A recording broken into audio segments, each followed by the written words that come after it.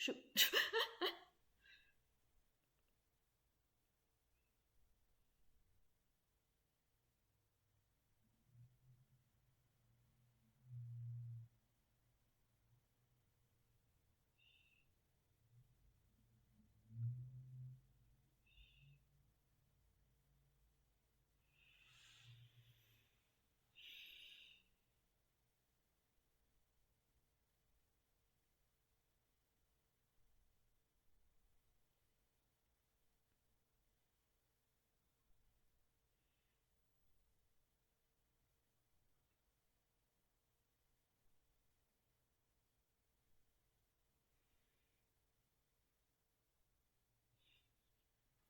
Alright, now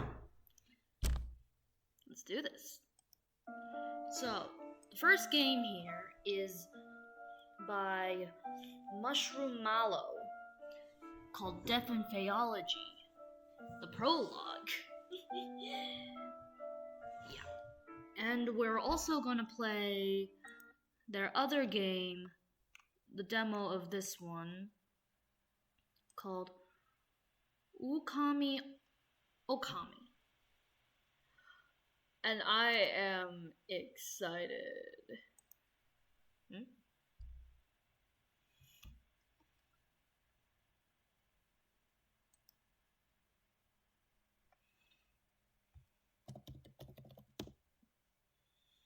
Alrighty, now let's get started. New game! What is your name? Augustine. Okay, we're not gonna go. Wait, how do I? Yes! Okay, we're gonna go with Nimble because that's what I am. Nimble Gosling. Just Nimble will do. Grading first year assignments can be such an exercise in patience. I'd argue try Gen Alpha. I ought to remind myself that Phaeology is a relatively recent science, only a couple of decades old, geez. This university, the only Phaeology university in the whole country, was just finished being built in 1905. Woo!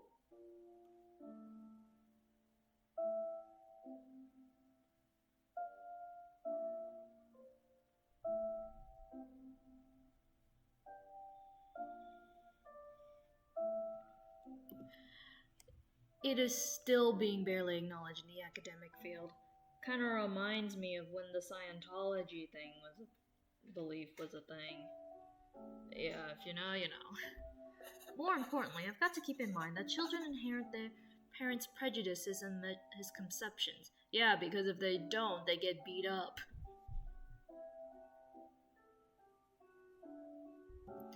The human world has formed its own notion of fairies.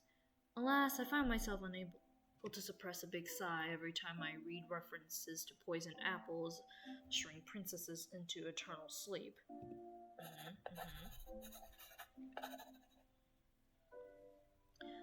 A reference to the Hauntingly Fairies is one I can understand since it was quite the sensation not too long ago. Huh? Con không pin shop mà. Anyway, how was Scottsdale? Scottsdale and San Lamont. Okay, how was that? Well, if you like to walk. Yeah, I came home. Nobody was here. It was already past 5, Yeah, so. really kind of TV late.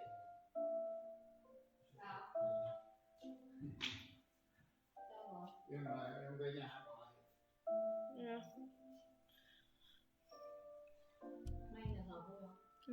Hơi hơi. Phở. Vậy là con ăn được đúng không? Không, nó nhiều rau và cái bamboo soup và con Hả? con nghĩ là con lấy ra được nhưng mà Không lấy. Không ăn luôn. nó con ăn tí. Cô chị nào không nhớ là không bỏ cho con. Không, con không nói. Con không nói. Nước của con. Không. Thế sao? Thế đưa tắt cho cô chị nào nói gì không? Come on. Đi nào nói come on. You know. Anyway, con cần mà nhưng mà con không bỏ tay ở trong tay được. Sao vậy? Đau. Đau tại vùng tay to quá. Không, con bỏ cái này vào và lúc Cái con này thấy cũng nó hơi- ra Cái nó hơi đau. nặng. Cái này nó hơi nặng. Hơi heavy. Alright. Though it was clear in the eyes of renowned philologists that the paragraphs were mere imitations. A pity that Sir Doyle was taken in by it. I ought to take a break. Speaking of which.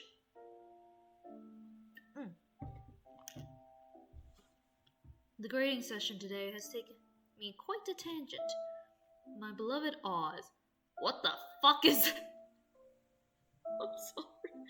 I'm sorry, Debs.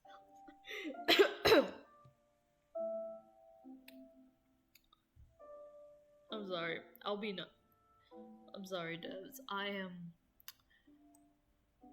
am being very nice right now. When I say, this thing terrifies me. Like, this part doesn't, this does. I suppose having a fae companion does give one an advantage in identifying genuine fairies. I'd say a break is in order, wouldn't you, Oz? As a response to thrills that I've learned to interpret over the decades I've known them. The Cottonley fairies again? Yes, and Princess's internal slumber due to poison apples. We don't care much for human princesses, but making poisoned apples is rather an easy feat. Shall I turn one of them into a toad in front of the whole class to show that fae folk are capable of more than that? At the same time showing them that not all fairies are a friendly bunch. I can't help but chuckle at the thought of that. I believe some might just quit the same day if you do that. Besides, if other faeologists get a hold of your existence, who knows what they'll do to you. Chances are high those people will try to pin you to a corkboard and dissect you. Is that how you pronounce it? I would never let that happen. I've always appreciated you who pursuing phaeology to ensure that this is the least I can do. We've known each other since I was 7. You saved me countless times since then. Oh, sorry, Protag, for clowning on your best friend since you were 7. Okay, to be fair, he is a little terrifying. Well, you could have let me bleed to death when you found me. Oh no, I would never. I can hear a delighted melody of chirps laced with a touch of whimsy, which makes me feel just a little tad fizzy.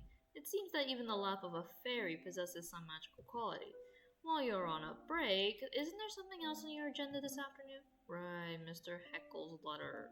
Thanks for reminding me. I retrieved the letter from my patron from a desk drawer. I leaned back on my chair and read the missive aloud to myself. Dear Nimble, how long are you going to keep me in suspense? Will you or will you not accompany me to this year's Leo's Gala? So, if that guy ever ends up being a love interest, I am not going to pursue this Mr. Heckle. Too persistent for my taste. You could do a lot worse than forgetting your boring books for a moment in favor of whiling away an evening with champagne and canapes and invigorating company. Okay, he also made fun of the protagonist's book obsession. I do not like him. And when I say invigorating, I'm not speaking of those old salts with deep pockets ready to be exploited by way of hunting grants for your research. Okay, that's another strike. I'm speaking, of course, of yours truly. Okay, nope. If he's a love interest, I am not choosing him. Do write to me sometime before Saturday. That's tomorrow's date, isn't it? Oh, I know. My delay in responding is entirely by design, I assure you. And also because I don't like persistent people. I hate to be getting the looks from the crowd like I'm a wet blanket. You kind of are. I had to go through go through the perspective of a workaholic named Evelyn, who is very, very gay, who has an ex who basically brought the worst out of themselves, a first love who was either who took them in after they ran away from home after high school, their best friend, and an online friend who I haven't met in the demo or playtest. Yeah. Biology isn't worth my dough, they say. Oz's replying chirp is decidedly indignant. I nod to Oz in agreement before returning to Mr. Henkel's letter. In other news, I've heard that little Rufy Bly caused a minor ruckus in the city's hottest speakeasy. If your old friend Detective Cross had been in the area at the time as well, who knows what could have happened. I find myself rather perturbed at this revelation. I would have telephoned Rufy and asked what the story was, like we were children. However, for better or for worse, we aren't on friendly terms anymore. I assume reading my patron's letter. Speaking of the detective, have the two of you been keeping in contact? He gave me the cold shoulder when I crossed paths with him at last week's benefit. I couldn't help assuming his persistently frosty treatment of me might have had something to do with you. What? Okay, nope, I don't like this guy. It's unfortunate that the extensive bonds you have with him should end in a rather bitter taste. Because you have told me more than once when it was good, there was nothing else quite like it. Yet you speak very little of him now, and I find myself wondering if he still holds a place in that guarded heart of yours. The letter is signed yours everlasting, Oster Henkel. I'm gonna call him Heckle. He's so stupid. I'm not dating him. Well, I've kept Mr. Henkel waiting long enough. No, do not. He is a red flag, woman. He is a red flag. I press a pen to a fresh sheet of paper to commence crafting a response. Just then, a familiar rhythmic tapping pierces the silence. I glance in the direction of Oz, but there are nowhere to be seen. Oz must have camouflaged themselves in a heartbeat. I put Mr. Henkel's letter in the drawer before calling out, "Come in, Minnie." Oh! Hey, I know this is a little bit of a... Listen, hear me out. She's really fucking pretty. Wait, who does she remind me of? Wait, with the coat in it. Oh, and the hair. And the hairline. It's literally just... it's literally tied to Kemi. My assistant enters my office. She's Oh, wait, there's no... Oh, wait, they said there wasn't a log in this. Okay, well, oops. She's careful to snap the door shut behind her. Professor? Yes, Minnie? Were you talking to yourself again? That's right, you know me. I see. Sometimes I wonder what she must have thought while hearing the mumbling sounds of me speaking with Oz. But she knows what to not poke her nose into things. One of the things I like about her, and what also makes her the bee's knees when it comes to being an assistant. I hate to be the bearer of bad news, but he's here. Who? The police detective from the newspapers. Police detective? Even as I echo those two words, there's a sinking feeling in my stomach. You know, the man who made you crumple the papers and toss them into the trash can. In the end, we had to stop our subscription to the dailies. Detective Theodore Cross? Oh! Yes, that's the one. Knowing Dale is here makes my world go momentarily off-kilt. As it is as if by the magic of the fairy tales I'm aligned, the ink of my patron's letters have manifested him into the reception area. Can't you tell him I'm out delivering a lecture on the far side of the campus or something? That depends. Is it a lie that's going to deter this man? An astute question. She is truly wise beyond her years. Probably not. He'll probably traverse the entire campus just to torment me, I'm guessing. Alright, let him in. With a brisk nod, Minnie returns to the reception area. I barely have time for a studying break before Theo barges in. Oh! Well, that was rude. Okay, not gonna pursue this guy either. What the hell? He drops a box on my desk right off the bat. What is this? Why is he in my office? Well, look what the cat dragged in. Not even a how do you do. I like the protagonists. They're funny. What? Do niceties suddenly mean something to you? Oh! I seem to recall you packing your bags and moving out without so much of a goodbye. Oh! Wait! Is he an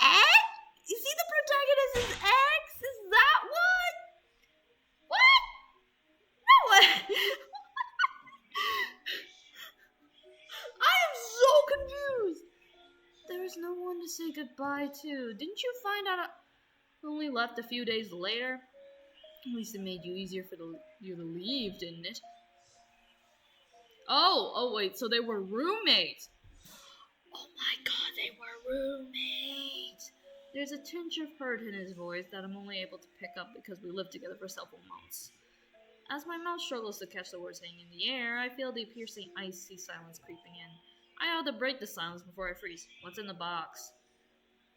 He breathes, lets out a deep sigh that rather sounds like relief.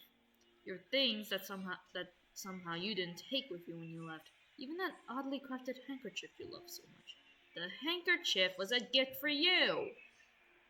I see the corner of his mouth twitch. He's lying. What should I do with this information? Respond in disbelief. You know what? I'll check the box. I quickly stretch out my hand to the box, yet he is as fast as catching my wrist before I can open it. He's either an ex or a roommate, or he's a roommate and an ex. I withdraw from my hand from his grip swiftly, like a startled bird soaring into the sky. So he is an ex. That truly caught me off guard. I'd forgotten when his hand felt. Oh my god. So he is an ex. He is an ex. He's a roommate and an ex. I was only kidding.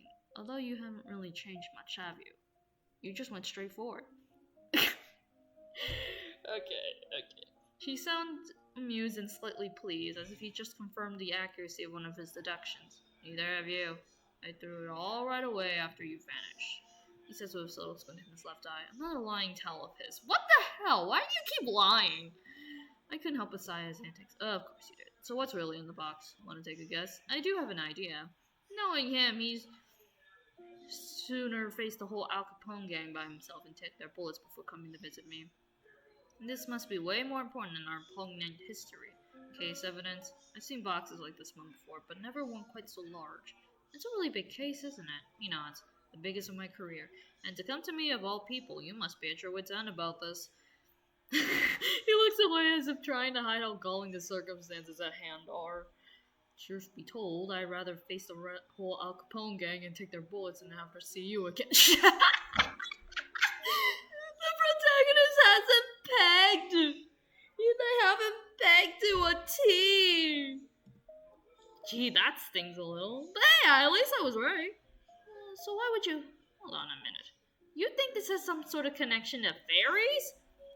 He flicks his tongue in exasperation. Oh my, it seems I hit the bullseye. Why did I say it like that? We stopped talking about fairies at some point while we were still together. He is an ex! I was right! He is an ex!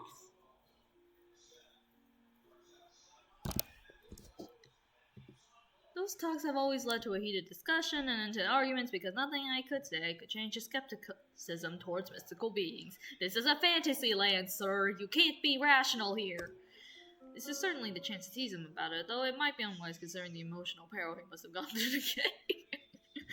What should I do next? Tease him? Fine. I'll be nice. I know this must be hard for you, but I can't help if you don't. He sighs. You're right.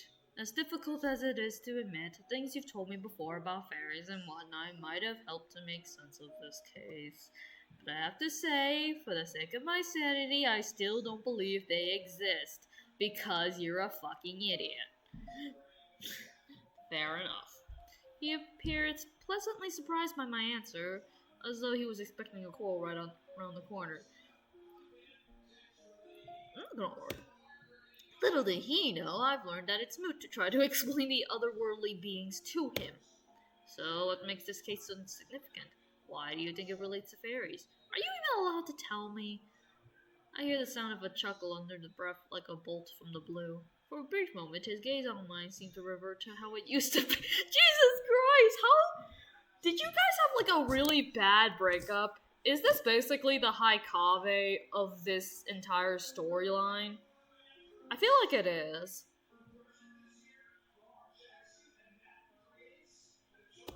Until the seriousness returns to his face. Yep, this is definitely a Haikave thing.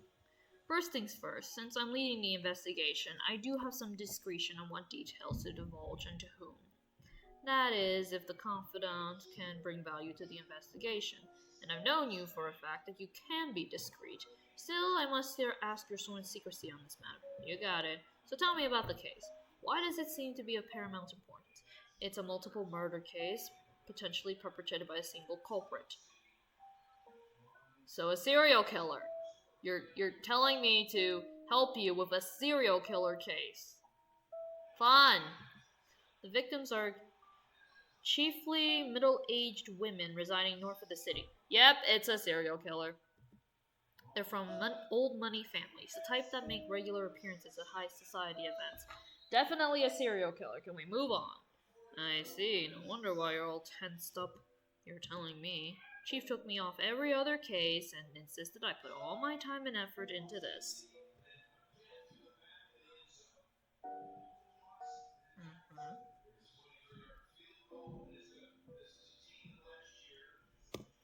It's only a matter of time until the press catches wind and makes a circus of everything. And with some of the victims' peculiar manners of death, so it is a serial killer that's employing the use of the Fae to do these things. He pauses. This is where the fairies come in. He silently stares and sighs. I swear I must be losing my mind. You've got this. Now he draws in a long, deep breath. 3 of the victims had a manner of death that the unit has never seen or heard of before. The strangest case is where the body seemingly hardened to bony tissue overnight. Ah, so it's a serial killer using the tricks of the Fae. Okay, gotcha. The corpse almost looks like a carved wood statue. Yep, definitely a serial killer who's taking advantage of the Fae. Did I say that? I feel like I say it enough. Oh, I've heard of something like that before. Of course you have. I frowned at him. Don't start now. He clears his throat abashedly. Without finding out what caused these deaths, and more importantly who did this, the press can spin the stories out of control. I don't want to imagine a look on the victims' families' faces, and when the papers are making a round of these poor women's deaths.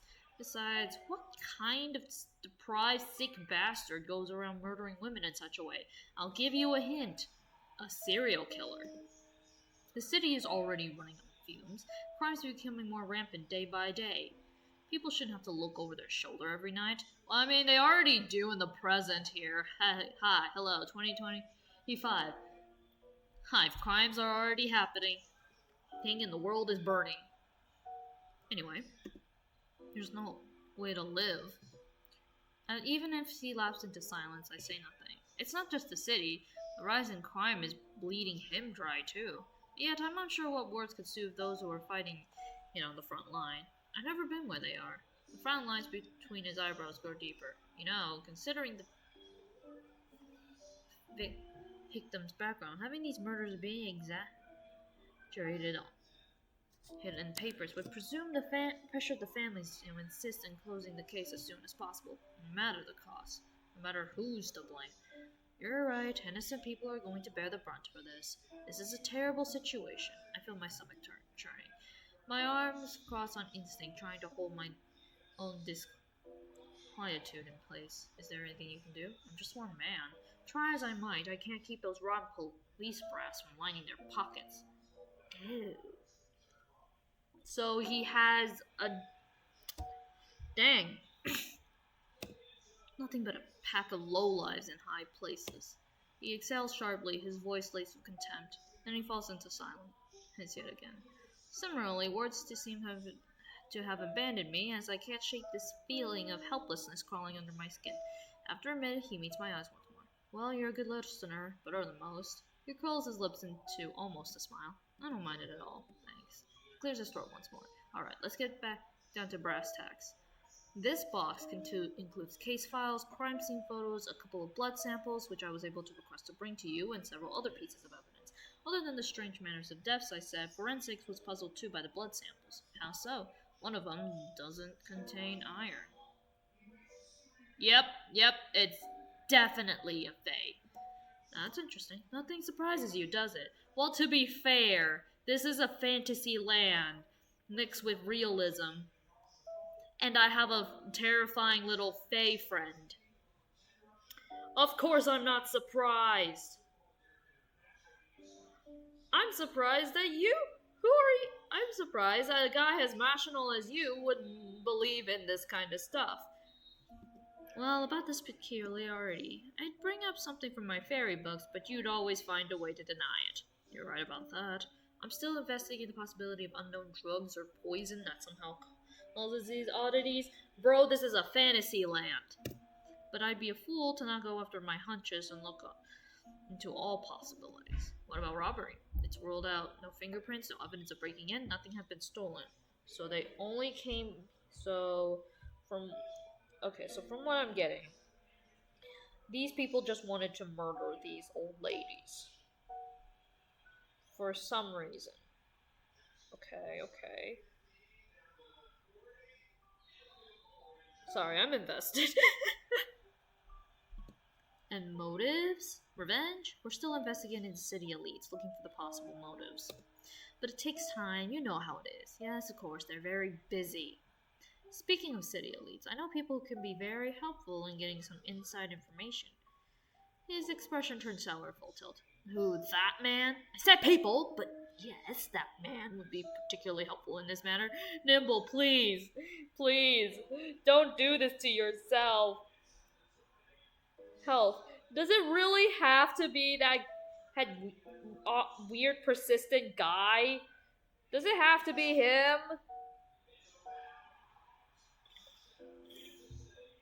Him? He made fun of your job, like, several times in that letter. You do realize that, right?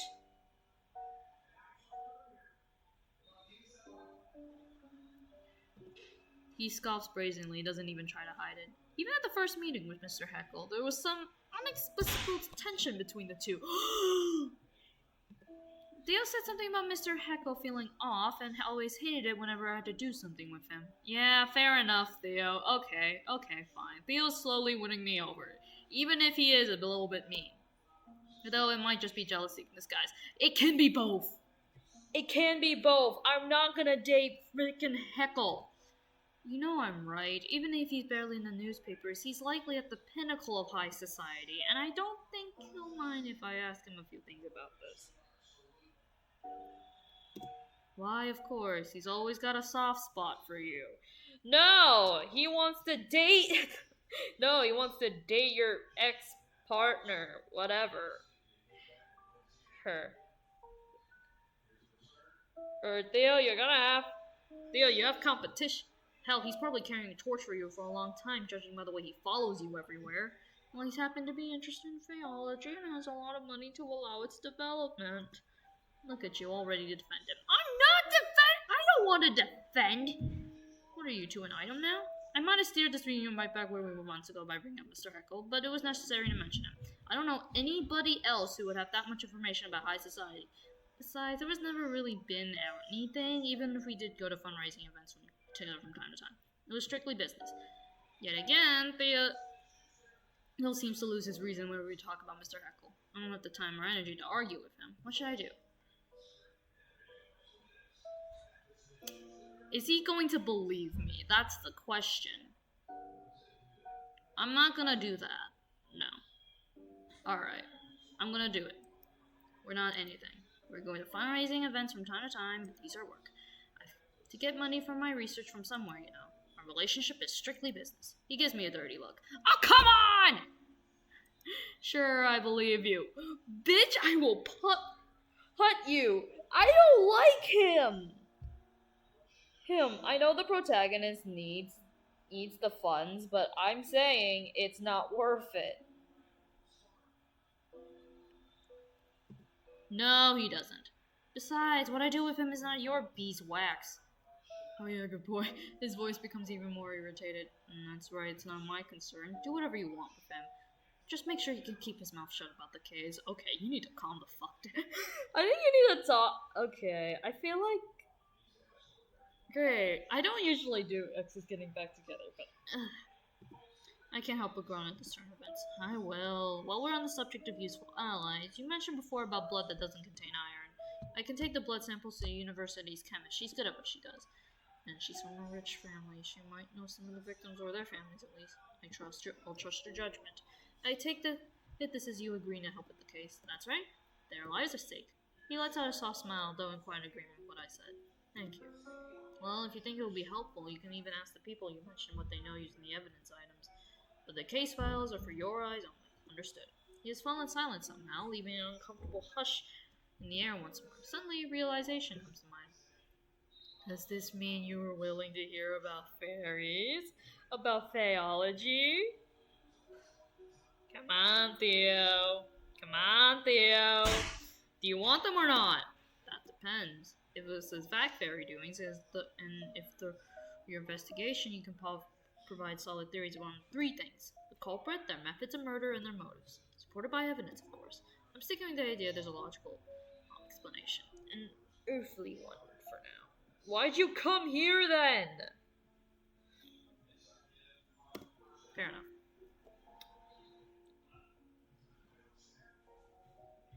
I'd wager that you know we have approximately 24 hours to get some sort of answer. An answer that makes sense. But that's not. That's like not enough time at all, sir. I'm not a miracle wrecker.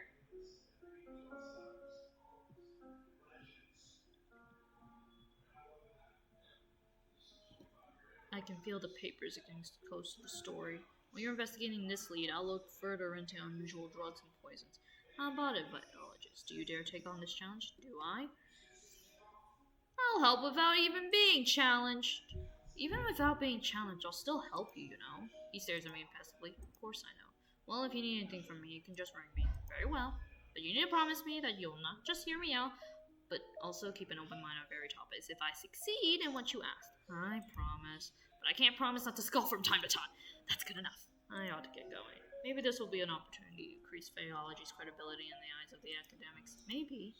Seems like some detective has been following the tiny part of Phaeology in the newspaper. Says you. The one who had to stop the daily paper subscription just because some detective kept getting the headlines. How do you... Before I could finish, he had walked towards the door and opened it. See you tomorrow around the same time. I hear the door close. Hey! I exclaimed with a hint of frustration. After some thought, I realized he must have noticed the missing newspaper on my desk with my assistants.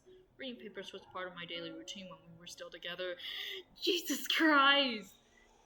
I feel like you guys need to, like, bone. In the words of Rosa Diaz from Brooklyn Nine-Nine, you two just need a bone. I can only shake my head in disbelief. He hasn't changed much either. Thanks, Oz! Alright, we got a murder to solve!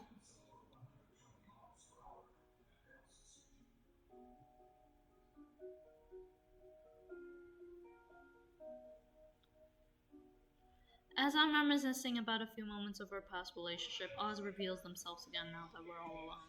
That was quite a reunion. It's quite a reunion indeed. He hasn't changed at all, has he? I suppose. Though you don't have an obligation to help him. I know, but I already agreed. Very well, just don't overwork yourself. Yeah, thanks, Oz. I found myself slowly drifting into thoughts. A victim's manner of death, hardening into bony tissue, could be one of the fairy curse's ossification. If only I could ask Oz whether a fairy was behind this and which one, but it's not that simple. Even if they are my longtime companion, fairies have their own rules about exchanging favors, and they're secretive about their land, too. A favor like that doesn't come cheap. At least I'm stocked up on milk and honey for small requests. Speaking of requests, I should get started on a reply to my patron's letter. For some reason, he seemed to be more insistent this time that I come with him to the gala. I'm gonna say no. I received a paper and pen and I mumbled to myself as I write. Dear Mr. Henkel, I hope your recent forays into high society have proven more fulfilled than I have in, should I be hyperbolic? No, be realistic. More fruitful than you have in the half a decade till you've been alive. Believe it or not, I have been considering whether the merits of trying to impress the wealthiest folk in the city outweigh the obvious indignities. You first brought up the possibility of my accompanying you to the annual Larios gala a couple months ago, and I'm still weighing my options. How do I want to play this? Be apologetic. Alright. Oh, I can do that. I still don't have a definitive answer for you at present, I'm afraid. I sincerely apologize for my indecisiveness. You could just say no! About Ruby, I can't say I'm surprised to hear about her latest flirtations with disaster. Since we were both toddlers, she's frequently found herself in trouble. Her fire personality certainly doesn't help her get out of the walls. I would love to telephone and ask her how she's doing, but we drifted apart a long time ago. Nevertheless, I'm glad to hear that Theo was there to smooth things over for her. I've now arrived at the topic of Theo, or Detective Cross, as my patron infers. I hope his query was meant to uncover whether I still care for Theo. How should I answer? Alright, we're going Theo route, I guess. I murmur under my breath as I write. Good thing he isn't here to hear this. As for Theo, I must be honest that sometimes my thoughts wander back to him. However, such thoughts are fleeting at best. I have not had a single moment of regret over the decision to end it. Upon signing off, I sealed the letter with wax. I then turned towards my trusted figure. Can I please trouble you with something? You want me to deliver this letter to your patron, don't you? Indeed, time is of the essence here. As always, please take care not to catch anybody's attention. We'll see it by tomorrow morning, I'm sure. It'll be my pleasure. Thank you, Watts. I'm off. See you later today.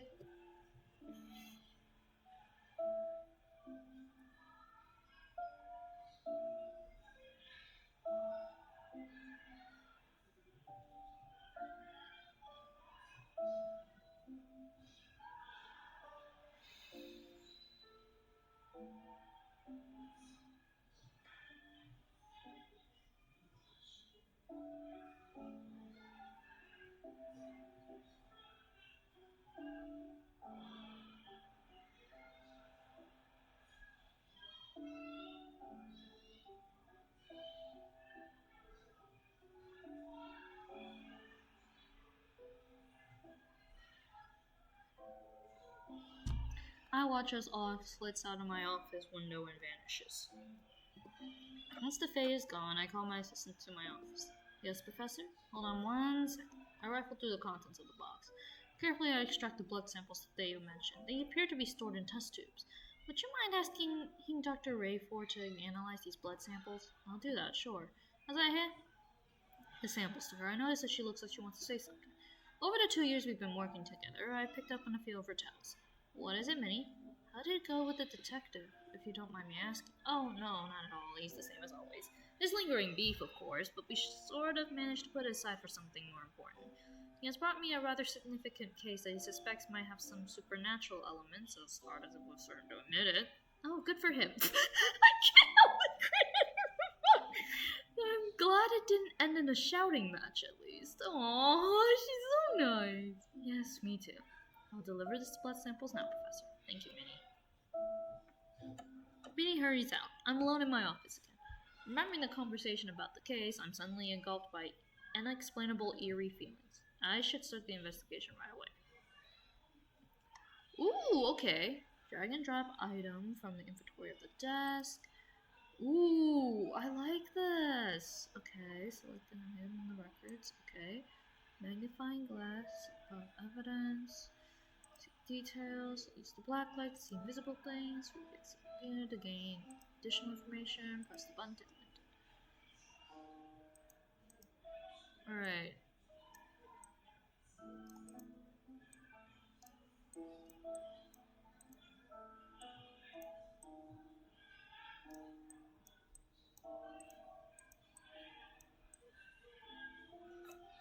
First victim's crime scene. This is the first time I encountered something that could be ossification. I feel sick to my stomach. No one deserves to die like this. Something's odd with her fingers. Wait, her fingers? Interesting. Okay, where's... Alright. Get that. Oh, I like this. I don't see anything there. Okay. This is just repeating what I... Wait. Wait a minute. What? Okay. 5.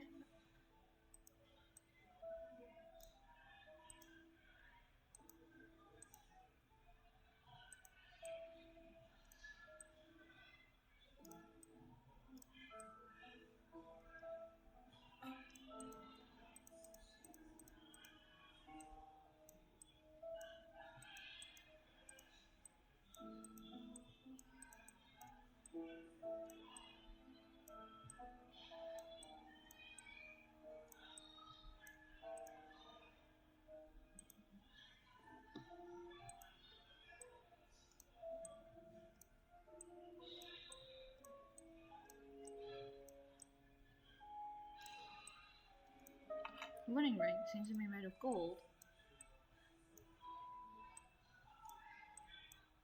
Except it's not gold. Come on. How do I...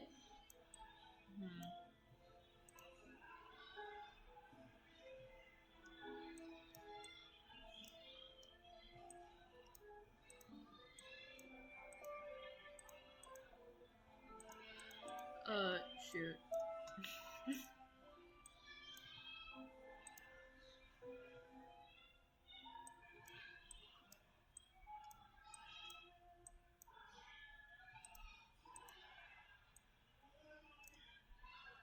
Okay, there's something wrong with her fingers there.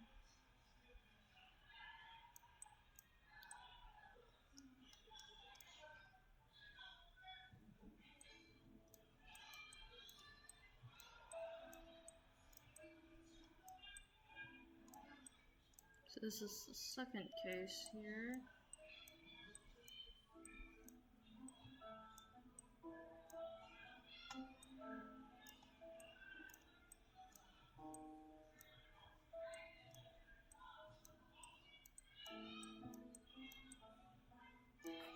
Seems to be the second victim's crime, so her complexion. It's not quite the pale hue of death. Far paler than should be possible, almost drained of color. Something's odd with her fingers. Something's always odd with fingers. Okay, so this one is a different... Okay.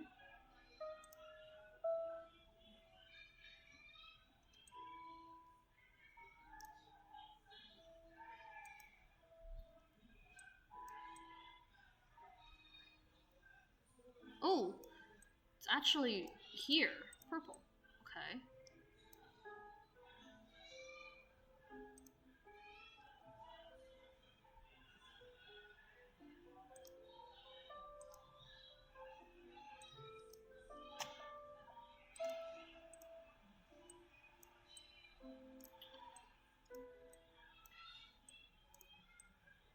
Alright, third case. So there's already 4 of these.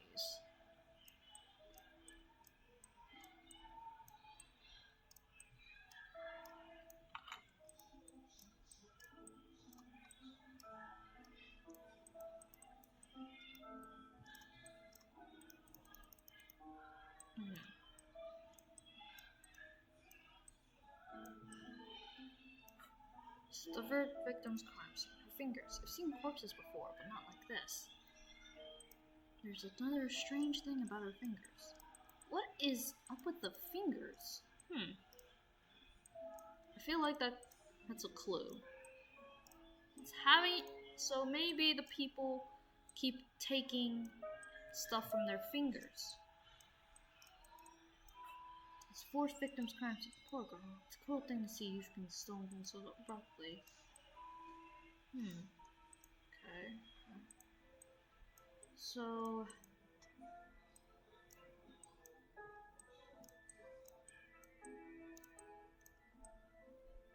I see something on their hands. What the heck is that? Is that a sigil? Okay, so it's like a...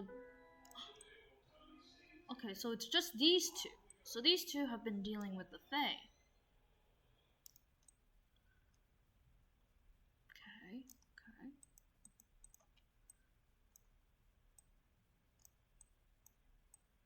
Oh, these people too.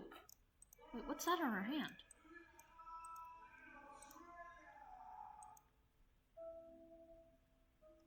Well, so parasite magic is purple and violet.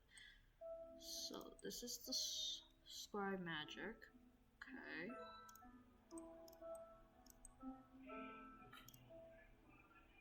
How is it the victim? Okay.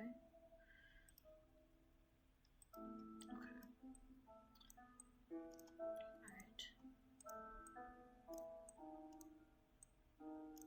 Ah. Wait.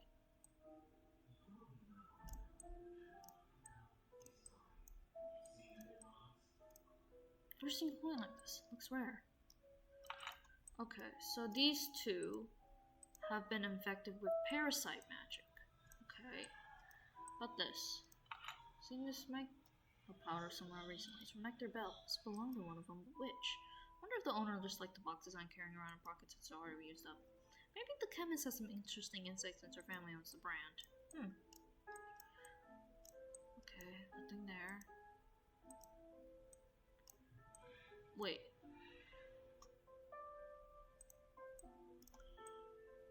No, not this one.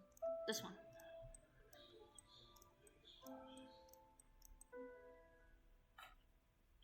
Wait, what's that? I heard a thing.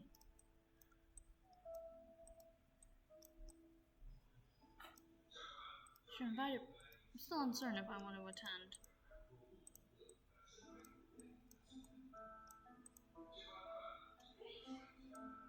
Okay.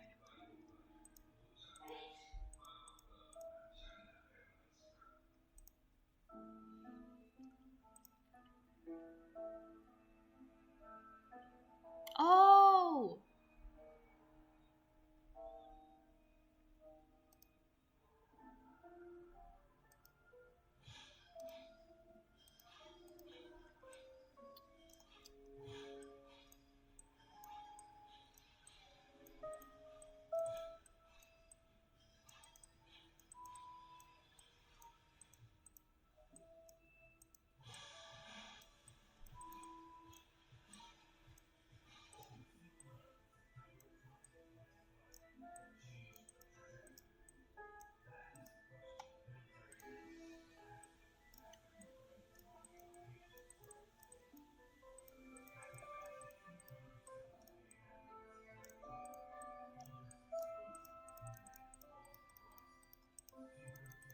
How the hell do I...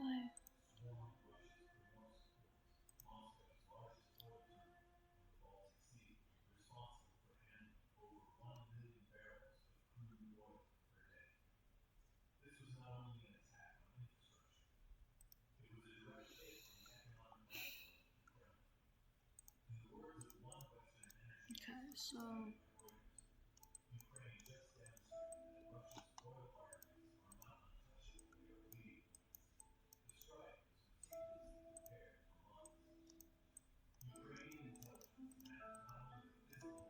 So this is the first victim. How do I read the thing?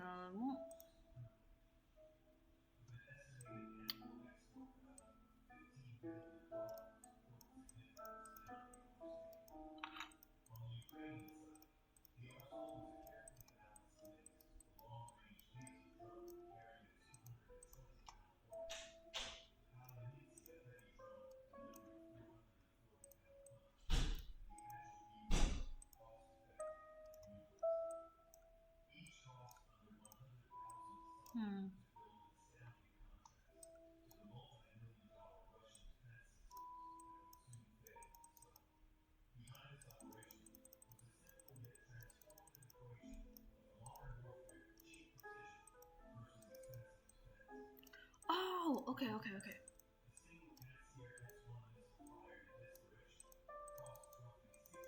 that how you do it?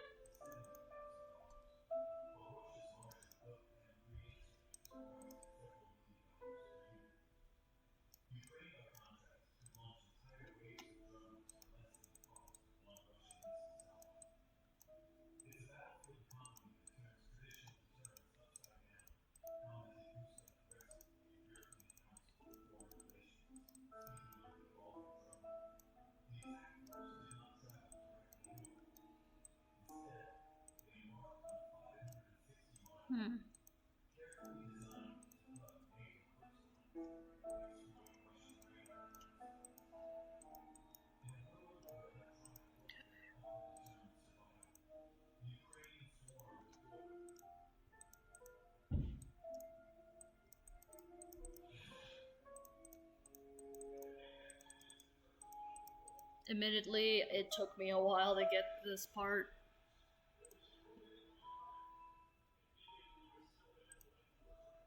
Wait. Do you think these two have something to do with each other?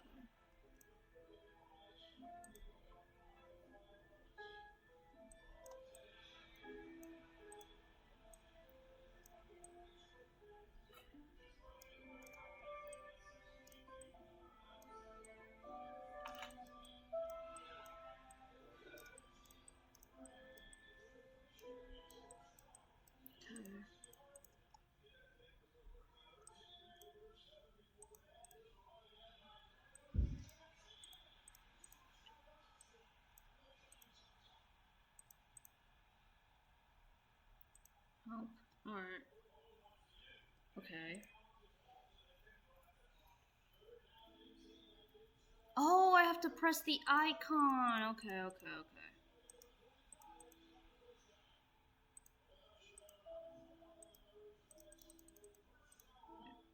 Okay. Press the icon. Why is it not? I can't.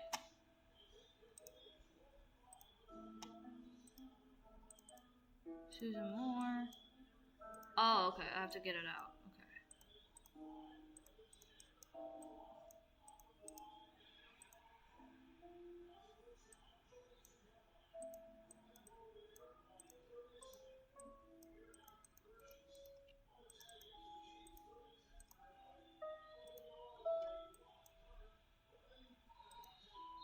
Okay.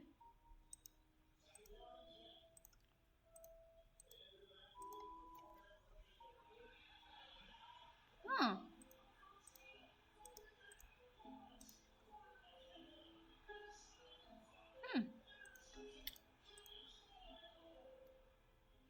Something odd in here.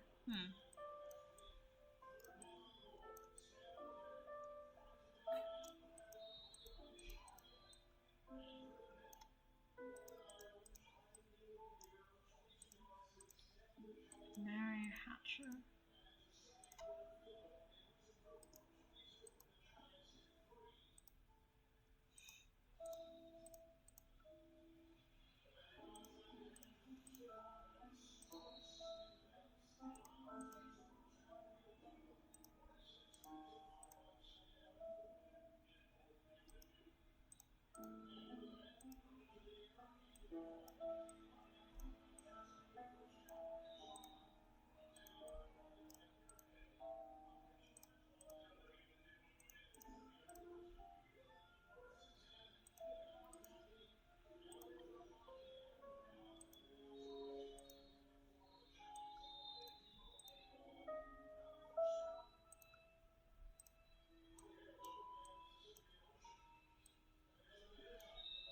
What's happening?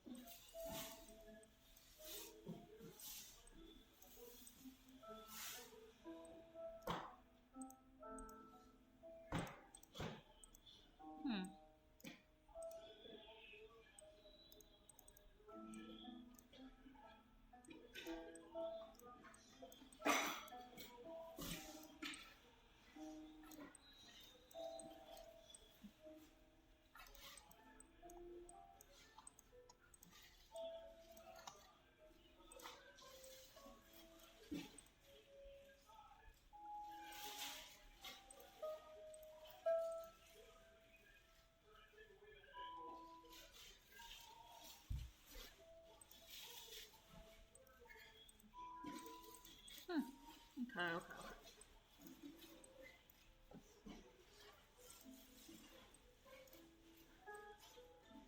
Wait, no, it's not the one.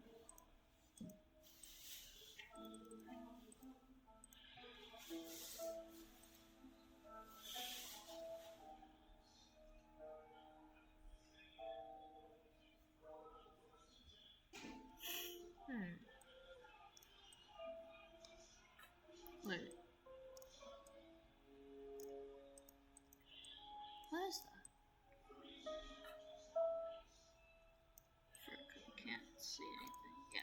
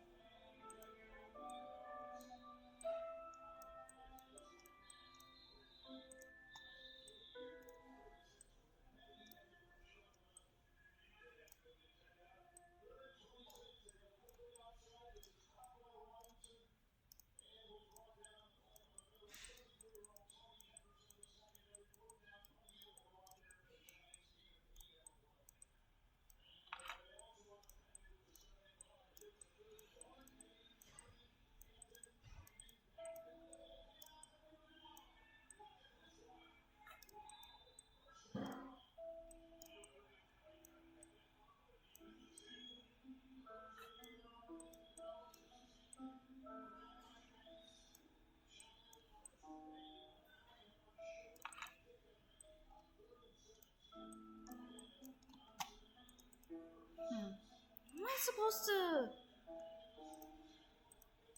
do? I looked over everything.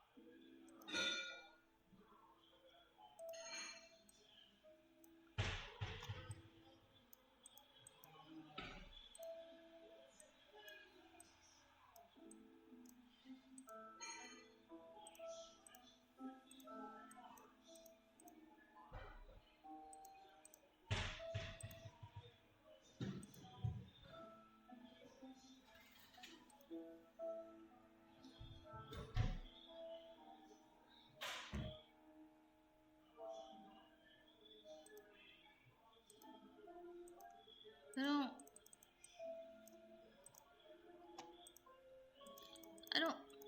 How am I supposed to end this? How am I supposed to end this? What?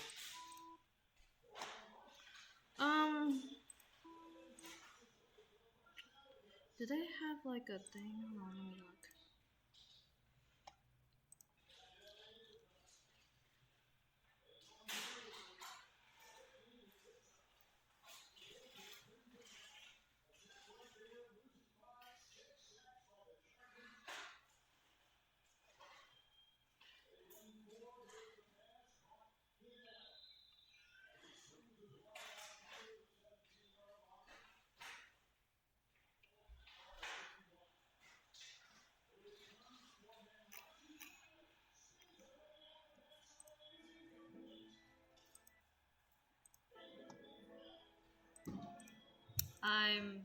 I'm stuck.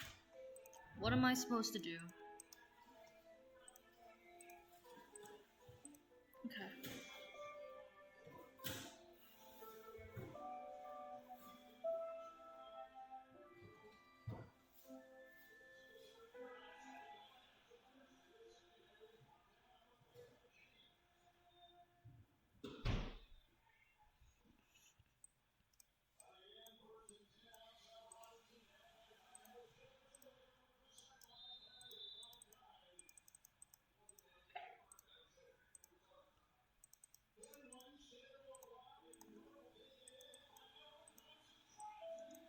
Wait, am I supposed to like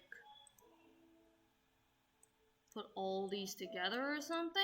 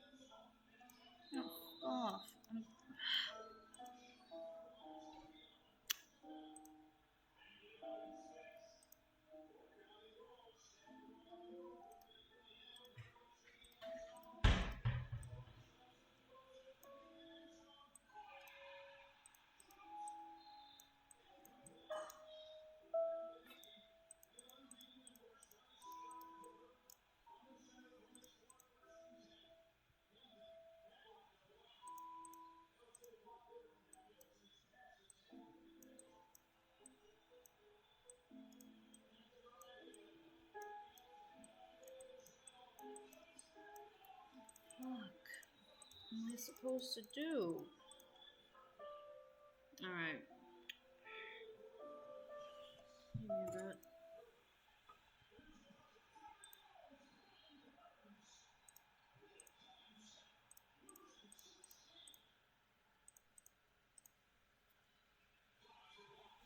Sorry. It's I'm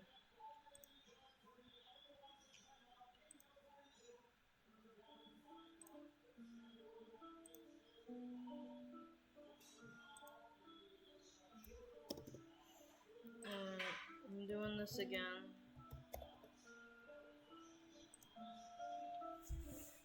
Alright.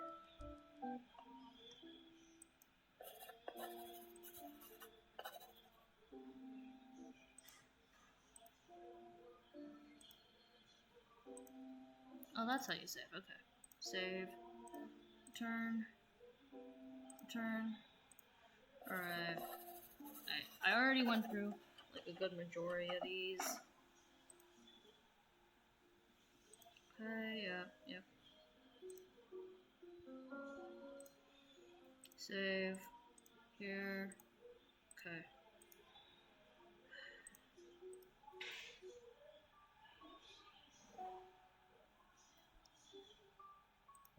Alright. I guess we'll try the other thing. Oh, shoot. I'm an idiot. Hold on. Hold on.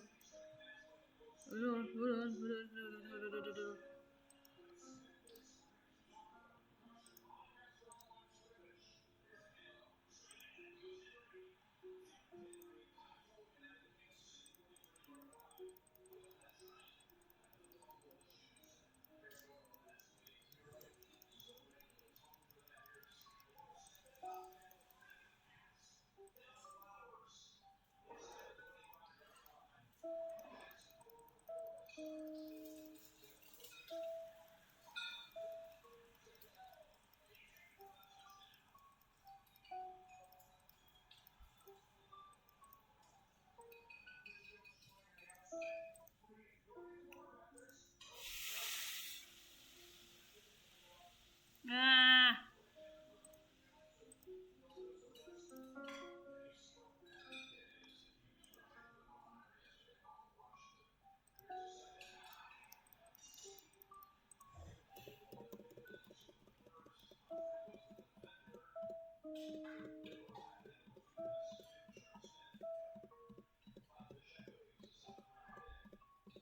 Alright.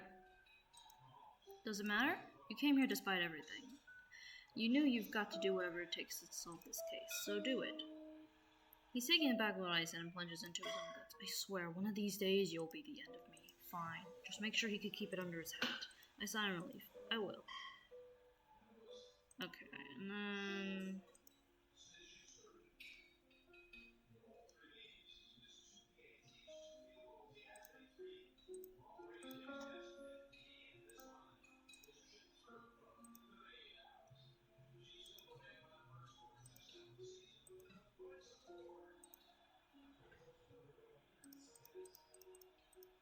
I trust your judgment. I take this as you agreeing to help with the case. That's right. Their lives at stake. Okay.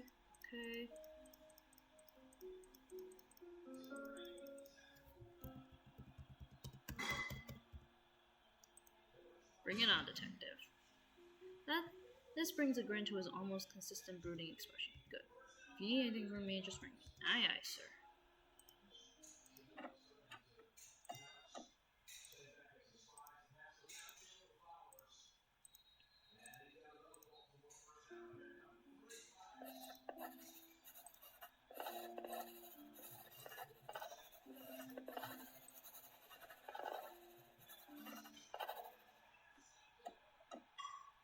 Okay.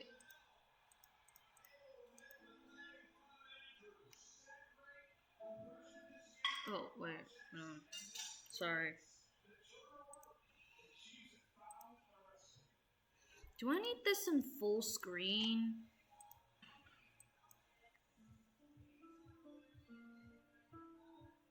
Alright. Ooh, that's a big boy. That's a big boy. Alright, alright. Sorry.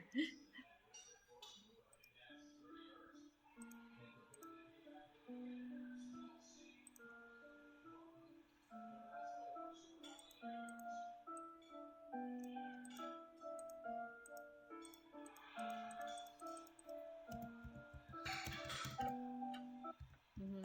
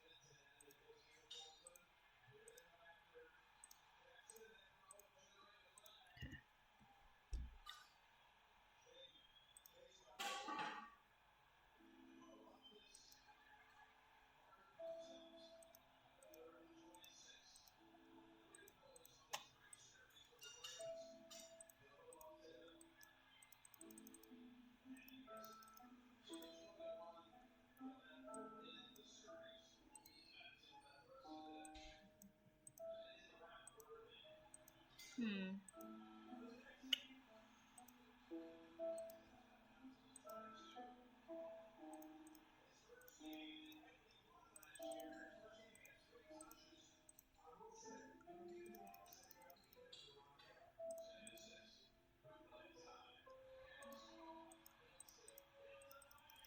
It's not.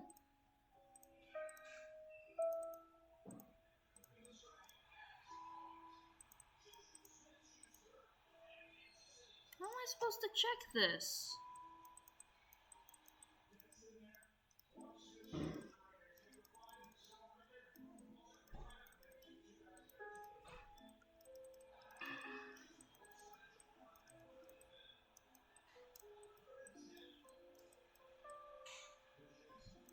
Oh, there it is. Name Audrey Woodridge. Age 51 years old. Manner of death, hardening into bony tissue. From afar, the corpse looks like a carved wooden statue. Time of death, around 1 p.m. Victim profile, affluent middle-aged woman in the city. Police report. The victim reported hearing strange noises and seeing strange phenomena in the days immediately preceding her death. The interviewing officer suspected, due to the victim's strange behavior, involvement in occult matters. Forensic report. No traces of drug or poisons from what could be extracted from the body. Further autopsy is still processed due to the victim's manner of death. Woodridge. That's a familiar name.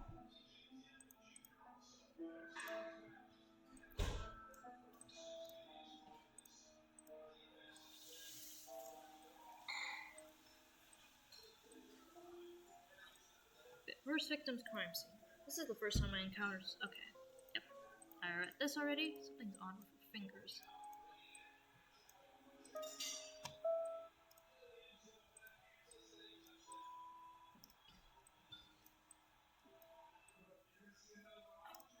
Does this man like woman in the colored glasses? Okay, yeah. I read through all of this before. Something on their hands.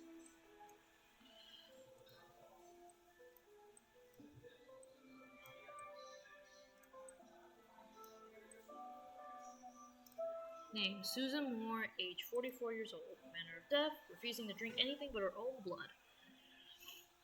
Time of death, around 11 a.m. Victim profile, an affluent middle-aged woman in the city.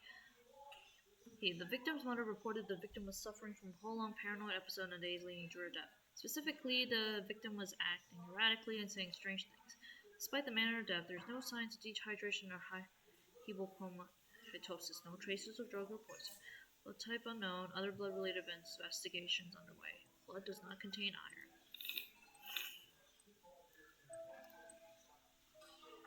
This seems to be sex and victims.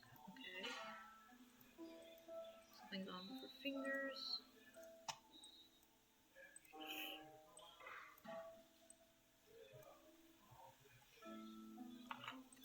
seems to be made of gold.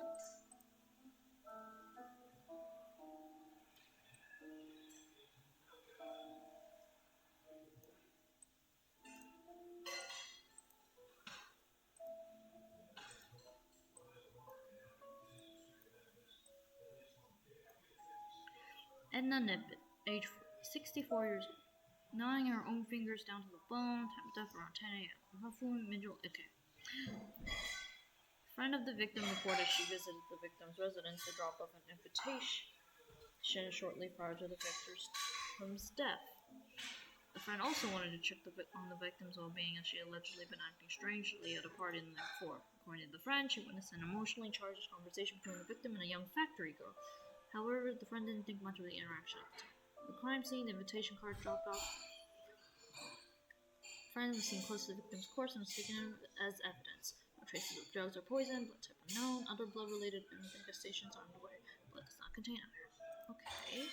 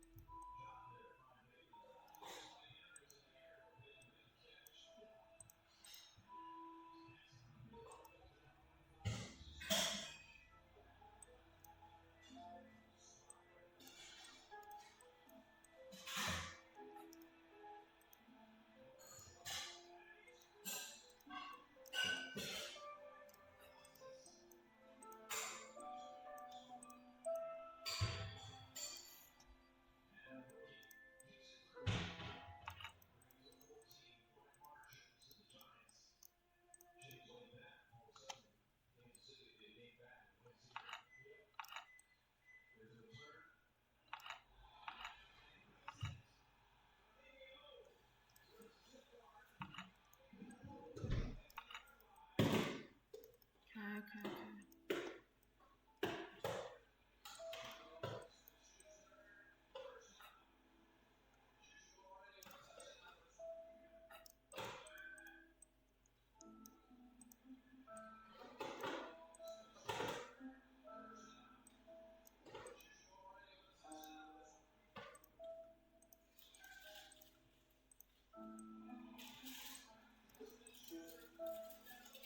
Mary Hatcher, age 19 years old. Death from shock due to arsenic poisoning. Time of death, 11:06 p.m. Young factory girl. Despite not fitting the trend of the previous victims' profile, she has been prominently included in this case. She was seen having a heated conversation with the third victim short before the victim's death. The victim's father described her not acting like herself in the days before she passed. Shortly before her death, the victim visited the police station. According to the interviewing officer, she seemed to be on the brink of confessing something with a look of terror or something across her face. She didn't appear to change her mind. She hurriedly left the station without saying anything further to the interviewing officer. Prior to death, the victim suffered from violent abdominal cramping, followed by diarrhea and vomiting, consistent with events of arsenic poisoning. Traces of poison could be found in blood type A and blood she was drinking from near the time of death. Blood contains iron and other elements commonly found in human blood.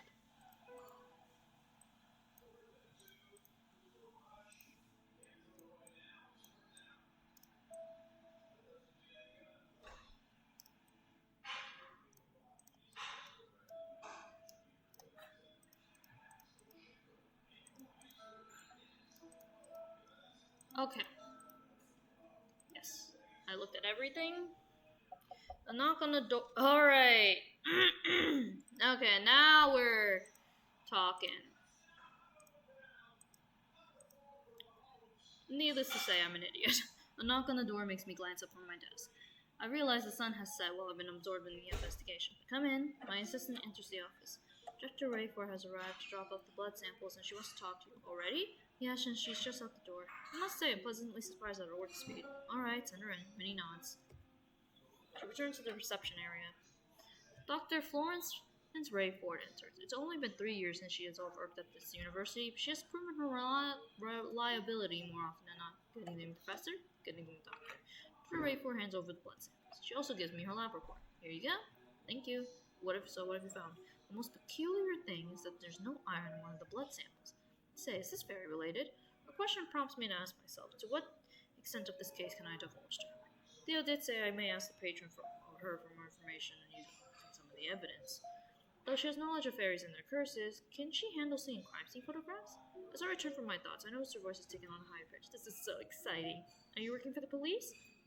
Does this mean we'll get better credibility in the eyes of the public? Oh my, we're going to be in newspapers, aren't we? And not in news corner spots, too. Oh, I can hardly contain myself. I fear she took my silence as a yes. It's good that she's excited about the possibility of advancement for phaeology, but her cheerful disposition can sometimes be rather overstimulating.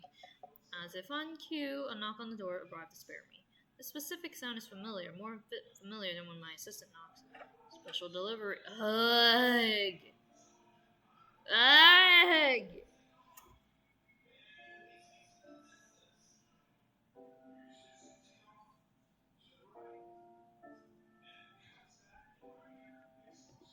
Mr. Henkel's hands are empty. And what, pray tell, might you be bringing for me?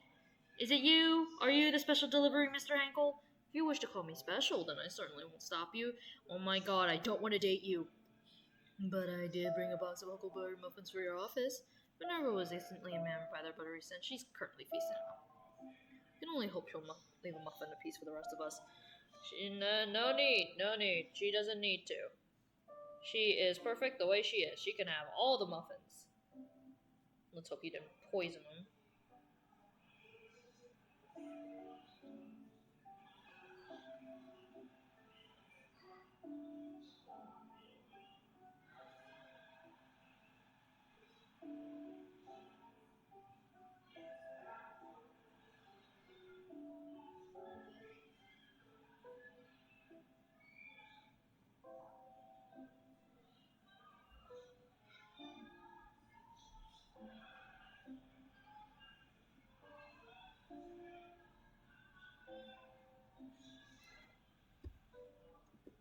Oh, hello, Florence. I didn't expect to see you in this office.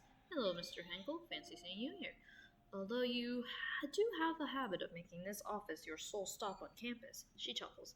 That's just because this is where all the money went. And also oh my god, he's so persistent, I hate him. A well-spent investment, nonetheless.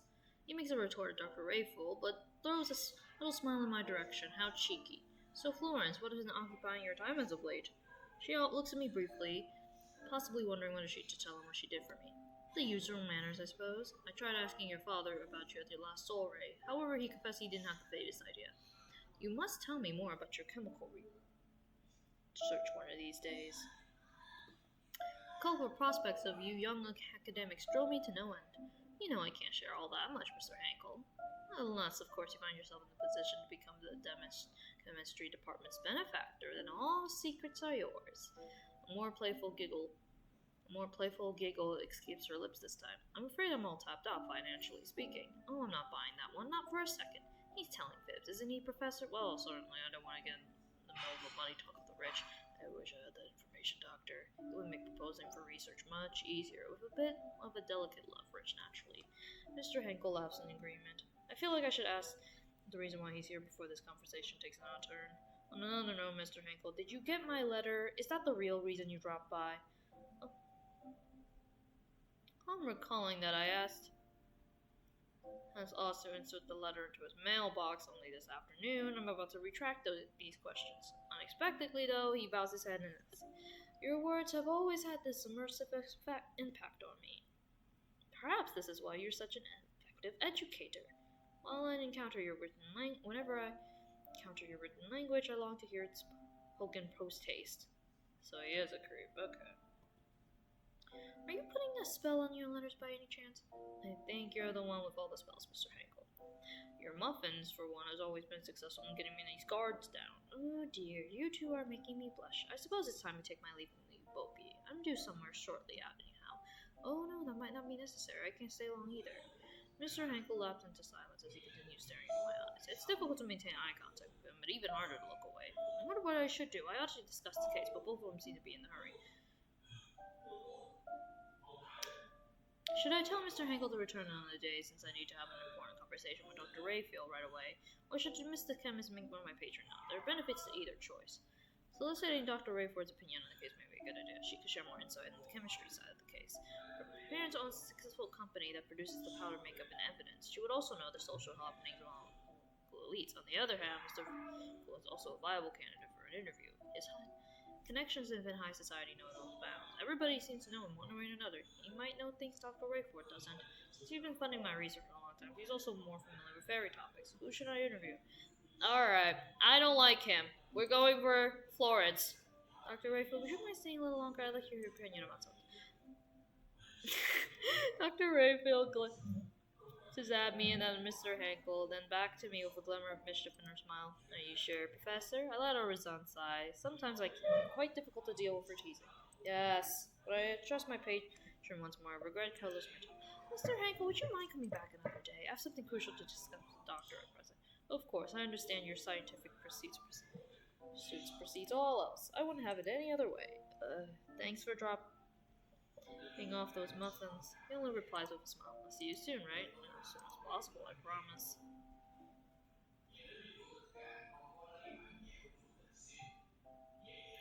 Mr. Hankel and Dr. Rayfield exchange brief goodbyes. My patron then departs. I'm alone with the chemist again.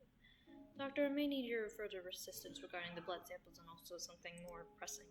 So it is true, you are working with the police. I suppose Detective Cross consulted me this morning about an oncoming criminal case. Ooh, do I sense some old flame flickering back to life? Your eyes are tricking you, Doctor. It's been ashes for a long time now, and nothing has changed.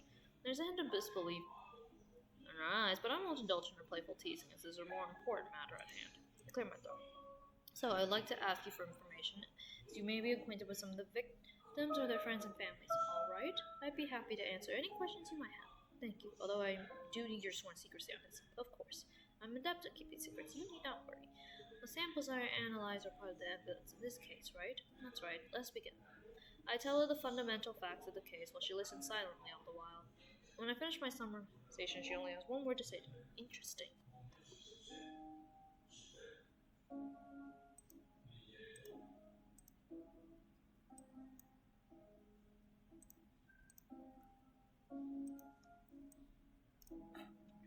There's no sound to be heard as she stares at the photograph for a little while. I wonder if it's all too much for her. Is this Mr. Woldridge? It's a little difficult to recognize her because of the, well, she speaks with her usual sunny lip, which is quite surprising. I guess she's got a strong stomach. Yes, you're correct. What do you know of her? Everyone knows her and her family, that's pretty sure. They're one of the richest in the city, the elites of the elites. Accordingly, their circle consists of only of a very selective people, such as your patron, I imagine. Oh, and their family likes to host charity events. Do you know her to dabble in occult matters? Unfortunately, what I told you previously is all I know about her. If she did dabble, do you think maybe her manner of death is of souls of occult matters? It's certainly a possibility.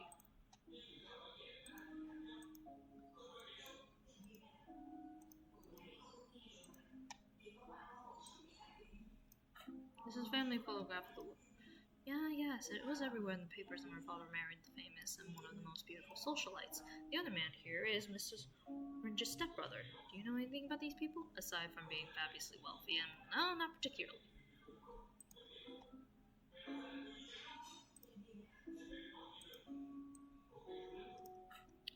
Mrs. Moore! She seems to recognize the victim quite fast. We've met once or twice at a clothing store and exchanged a few pleasantries. Occasionally I would see her and her husband at various dinner parties as well. They were a lovely couple. This is Mrs. Moore and her family. Could you tell me what you know? Well, I've heard that when Mrs. Moore's biological parents passed away, she was adopted by her parents' trusted employees from whom she received a lot of love. These employees couldn't have children, you see. Her biological parents left her a substantial inheritance, which she received when she came of age. Then she married, out of love, to a wealthy entrepreneur. They were hand in hand wherever they went. It's a sad thing. Her luck seemed to slip away just when she needed it most. Dr. Rayfield seems to know more about Mrs. Moore than she let on earlier. While she sounds quite pathetic, I can somehow sense a hint of jealousy in her tone. Interesting.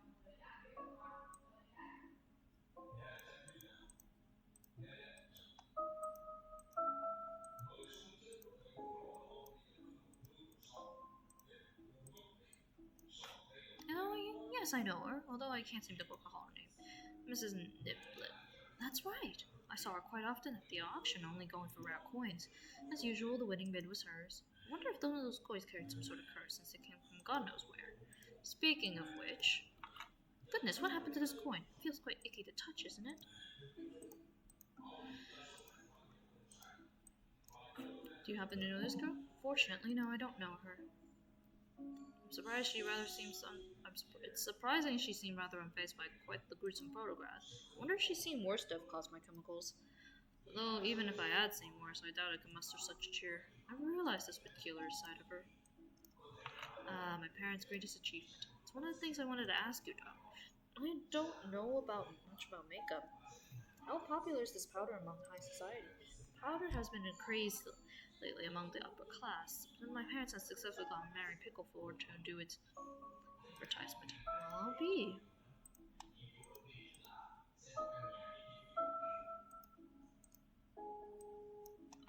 Oh my, are you proposing to be professor? I'm afraid my heart still belongs to my late husband. You hear the sorrow slipping through her peppy voice quietly as slipped the ring back into the box.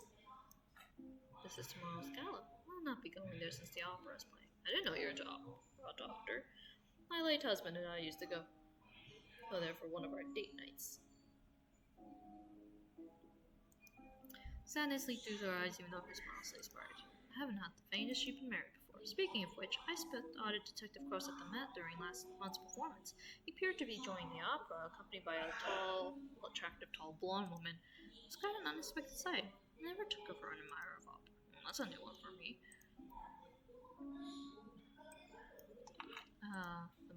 It's an intriguing piece of evidence. It's weird, isn't it? That it doesn't contain iron at all, even though it's just like human blood. Not to mention the high percentage of phosphorus. But you let me know if it ended up being a fairy after all. Only if I'm allowed. Is there any insight from chemistry as to why there would be no iron or red-colored blood? Sadly, no. I'm just as puzzled myself. I found just traces of arsenic in this blood sample. Yes, it was reported by the forensics team too. One wonders what could have done such a thing to the poor girl. Actually, chemists do sell arsenic to common people to make their own killer rat poison. I hadn't done that in some time, not since the university contract. I'm sure the detective has asked his henchmen to collect purchase records from chemists all over the city, don't you think? I've done my best to put all the details there, though I might have missed something regarding the curious blood sample. Yep, no further questions. I believe I have enough information for that. Is that so? Well, alright. Earlier you mentioned you had a prior arrangement, so I won't keep you any longer. Thank you for your time. You've been incredibly helpful. It's no problem. Don't hesitate to reach out if you require anything else. I give her a brief nod. Dr. Rayford then departs from my office. I'm alone again, but not for long. My assistant pops into the office. Professor, I'm heading home soon. Is there anything else I can do to help? No, I'll be perfectly fine. I think I'll stay and work for a bit longer. Okay, see you tomorrow, Professor. Have a safe trip home. Upon wishing me the same, Minnie leaves. Alright, I still have some time until I have to wrap up my workday and head home from the office.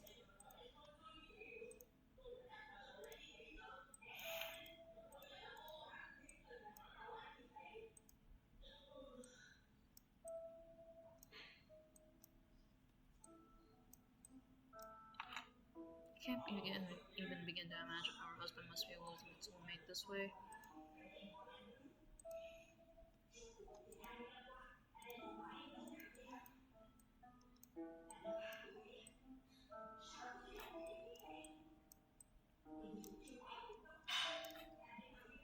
What Dr. Rayford said about Theo comes to mind. I wonder if he's moved on.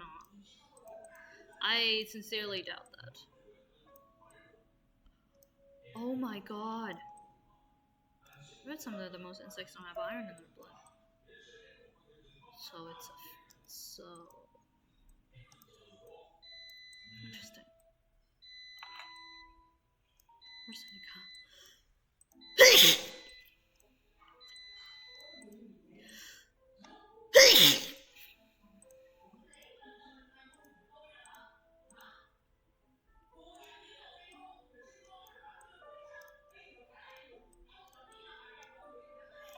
So red dwarf. Blood is quite similar to elements similar found here. Blood such as phosphorus, carbohydrates, and some protein are found in the third pigment's blood. It doesn't contain iron. Moreover, the amount of phosphorus atmosphere in a higher percentage than human blood, making it possible for this to be the blood of a fairy. Poor victims' blood appear to be human blood with iron presence. Arsenic are also from. Again. Okay.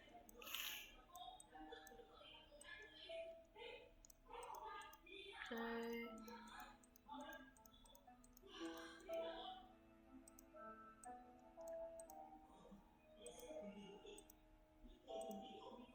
Yeah, I think that's it.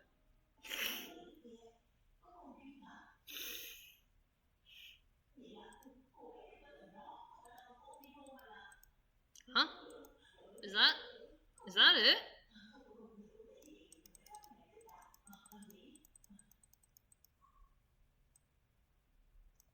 Is that it for the demo?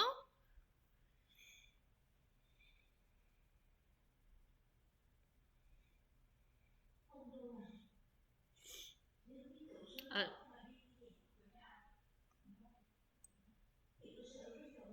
huh. Well, I guess that's it. Alright, next game. Ukami Okami.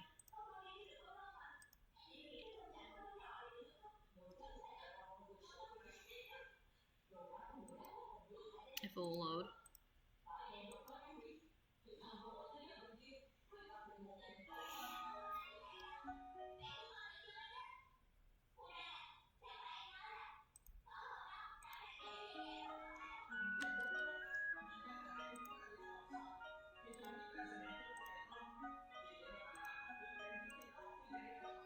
Okay, ooh, that's a small thing. It's like hella small. Alright.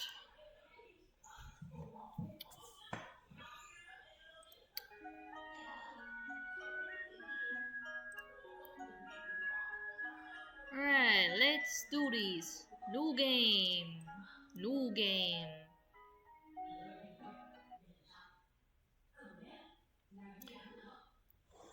Alright. Well, this is it, isn't it? I press my palm against the counter, feeling its every imperfection worn smooth by years of care. Every step in these halls, every creak in these floorboards, I've memorized them all. Okay. After tonight, none of it will belong to me anymore. Strange. I thought I'd feel sadder. I spent a lifetime here, and now I'm too old to take care of it. A rukhan, a traditional Japanese inn without its keep. A rukhan without its keeper is just an empty house waiting to be forgotten. How many times have we cleared these counters and walked these floors, greeting guests who came and went like fleeting whispers? I wonder if I would ever find someone to walk these halls with me, not just pass through them. Someone who would wake up beside me every morning. But no one stayed. No one made an expression. I made my way towards the onset, my knees protesting with every step. I should have let myself enjoy my life more. A persistent thought haunted me, refusing to fade away even in the quiet moments after the guests had departed. Did I live well? I spent my youth building this place, holding on to it with everything I had, and in the end, there's no one left to hold on to me. So that's the real regret. Well, it's too late to dwell on it now. I braced my hand against the wall as I pushed myself up upright. My back creaks, but I forced myself to stand with a ground. My foot slips. There's a moment of weightlessness, followed by a sharp crack as the back of my head meets the stone, then cold. Water rushes over me, pulling at my limbs. My fingers grasp for an anchor, but meet only emptiness. As the world blurs and my vision tilts, I catch a glimpse of steam swirling above, rising into a night sky that feels infinite and dark. Perhaps in another life. My head feels like someone's hosting a drum circle in there. I inhale, hoping to be greeted by the cozy sense of aged wood and warm sake, but instead, what is that smell? Salt, fragrant smoke, and a sweet aroma of osmanthus?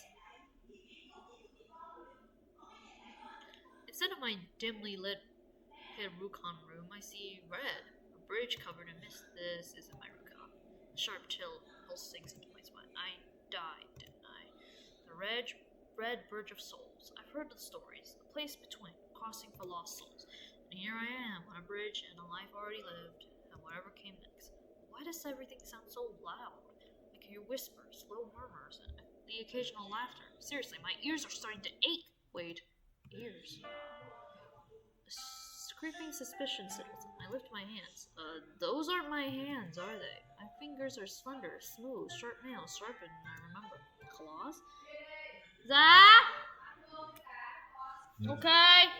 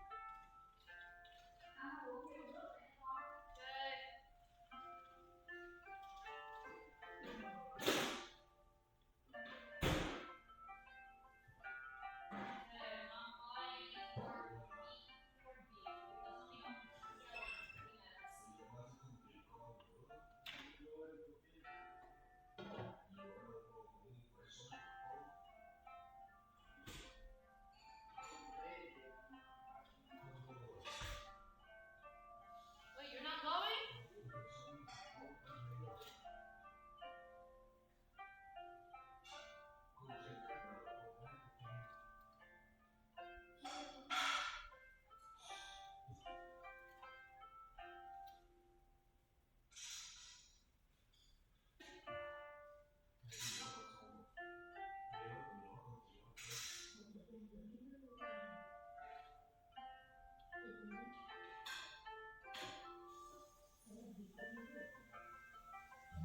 My breath catches. I stare at my arms, my legs.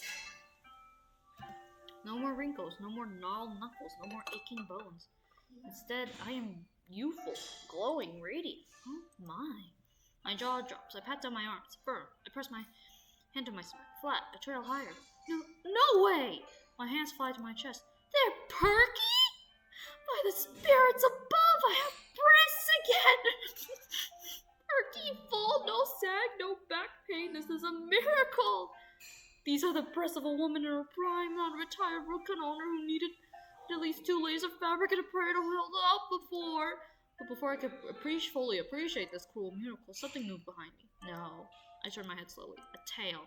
A red furred tail sways behind me, wagging. Oh. My hands tremble even more, trying to make sense of everything. My skin, my tail, my lack of... Oh! I'm naked. I'm as bare as the day I was born, with a tail, claws, and apparently some kind of breast enhancement. Oh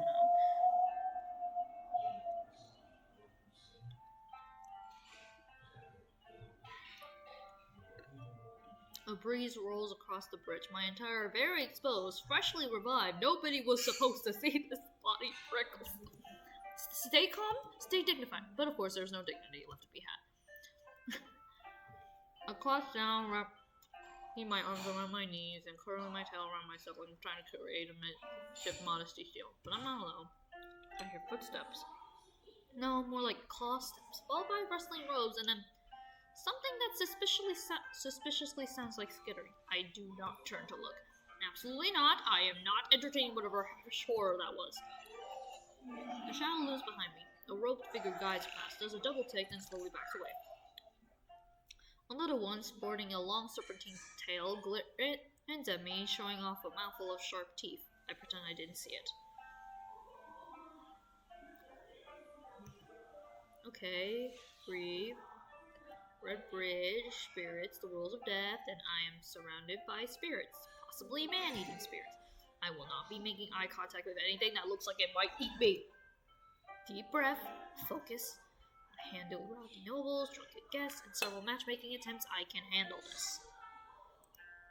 Alright, first things first, close, and then I figure out what in the world just happened to me.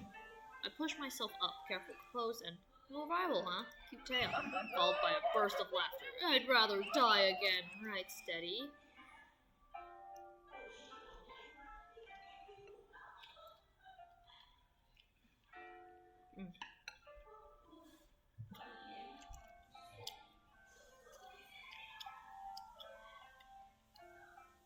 fingers twitch when my instincts whisper, lower yourself, move gracefully, prowl. But no, my dear, I am a lady of refinement. I spent my life walking with dignity, grace, and a fair amount of back pain. I do not prowl. Come now, old girl, you've handled worse than this. I steel myself. Back up, chin up. No, too fast! Suddenly, gravity remembers I exist. The bridge vanishes, the lantern blurs, the night air rushes past me like a train. Not this again! Water again, but this time feels different. I seem to be breathing underwater. An improvement from earlier, but also an insult. Didn't I already drown today? I feel like I should get a free pass on the second one. But before I can decide to stay here out of sheer stubbornness, the water stirs. A hand grabs me, you with firm grip that says, stop embarrassing yourself and get out of my river. Before I could properly swim into the sheer commanding the nature of it, I'm pulled upwards. My head breaks the surface. Finally, I see him. Oh my. Oh?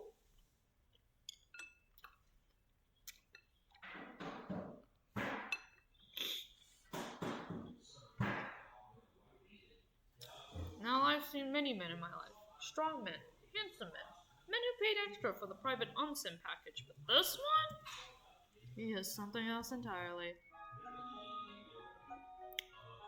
You're right. You be right. White hair slicked against sharp sculpted features. Let me guess, he's gonna be mean. He's gonna ruin the immersion.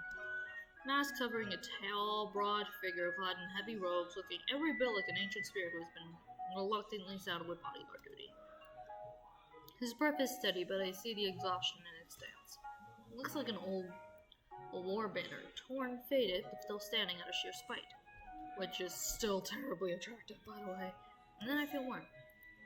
Oh, his outer kimono draped over my shoulders, his hand lingering just long enough to ensure it stays. My.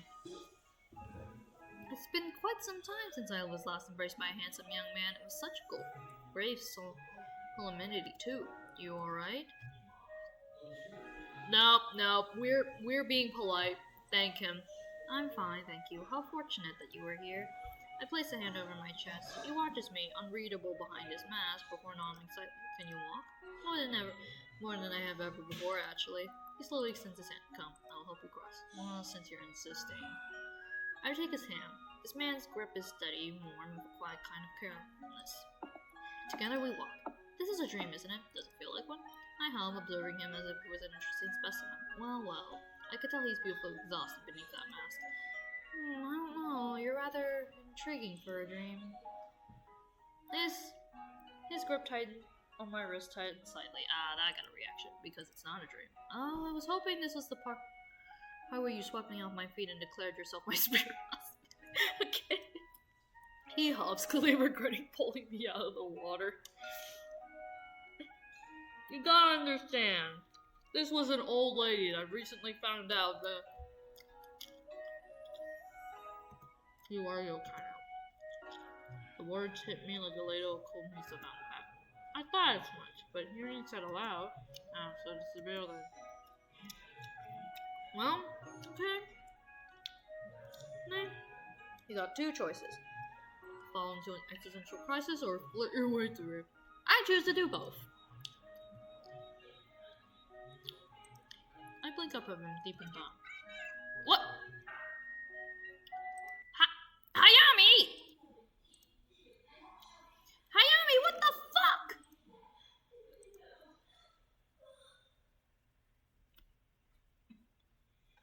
Hayami, what the fuck was that?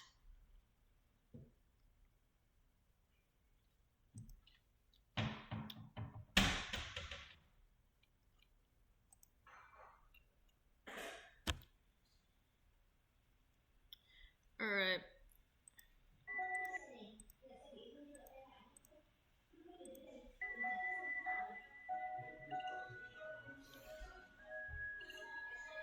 Alright, hold on.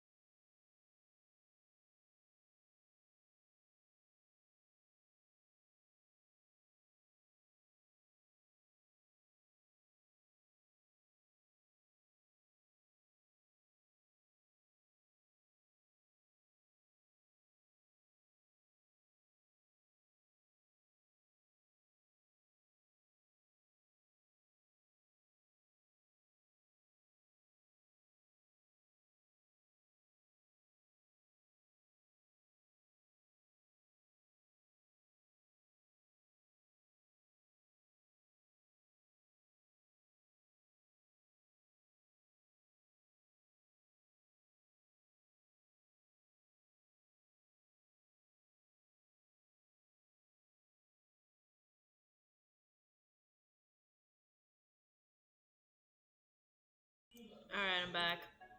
Had to go tell off a friend. How odd. I didn't know that turning into a yokai means getting a makeover. His exile is quiet and contemplative this time. Like I said, you are a yokai now. An okami. Huh, that explains the tale then. I flexed my fingers, turning them over, noticing the sharpness of my nails. My tail wags behind me as if it's testing the weight of my words. Or maybe I'm just not happy to see the man in front of me. Fascinating. Most new arrivals take this less well. There's a hint of curiosity in his voice, as if he's waiting to see if the delayed panic will set in. Well, I was an old woman minutes ago, and now you are not. Are you certain I wasn't just gifted with incredible youth? Thanks to a terribly dramatic fur accessory when I came here. This time he pauses as if he's trying to process my ridiculousness. Yes, pity. That would have been an excellent onsen spa package. He has no answer to that. Alright, so it's true. I died with unfinished business and came back all supernatural. Humans do not become yokai without cause. Let me guess. Strong emotions, right? The classic cocktail. One desire, longing, and a splash of regret. They always say intense feelings linger after death, and I was practically soaked in it. You understand then? I curl my fingers into the fabric of the kimono around me, grounding myself. It's real, heavy, like the weight of everything I couldn't let go. I didn't want to die alone. That was my final thought. For a moment, only the river answers me. It was powerful enough. Well, all that yearning ended up in a damn kimono with a masked stranger and amazingly good shoulders. So, this is what becomes a woman who wants too much, huh? Or simply enough to refuse fading quietly. Not denial, nor an answer, but close enough. I spent my entire life running a Rukon, only to die and become a yokai. Some might call that a bit on the nose. Oh, well, alright then, what now? You decide that.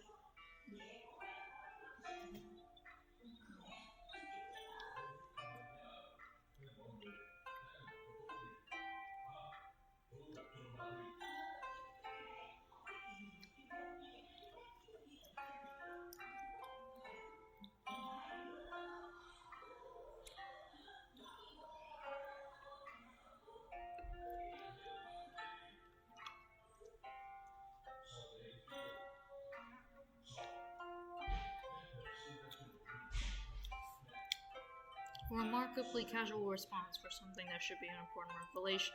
As simple as that? Yes. After all, even as yokai, it's still your life.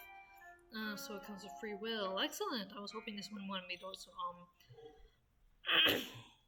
menace bomb to an ancient curse situations.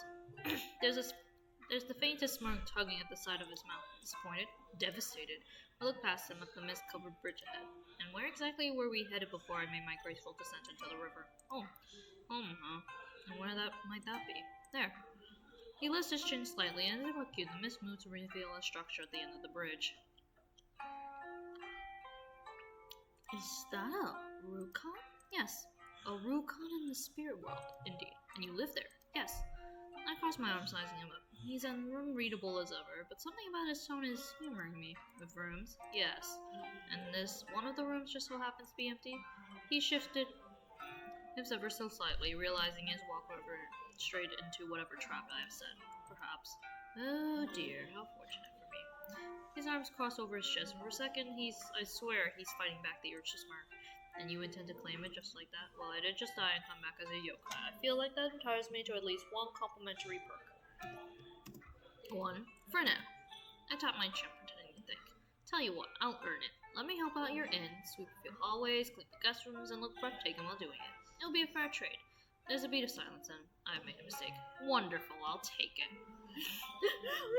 Oh, long, slow exile escapes him, but for a moment I think he might just walk back into the river to escape this.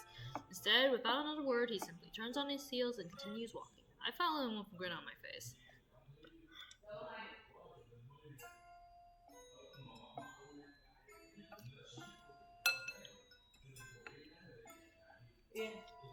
Now, Đeo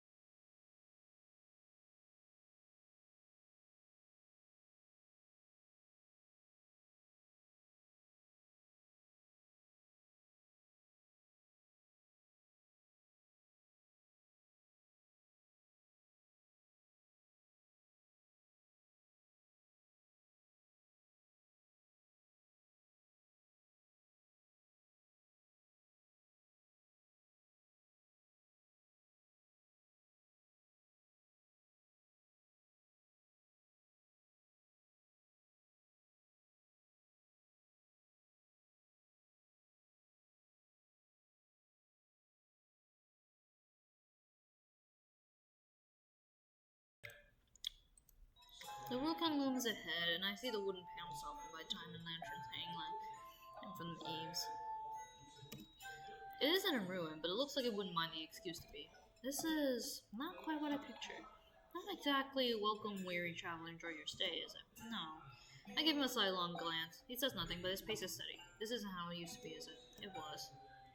A neat little deflection, but I lived long enough to recognize it. I see. So you expect me to believe this place was always this charming?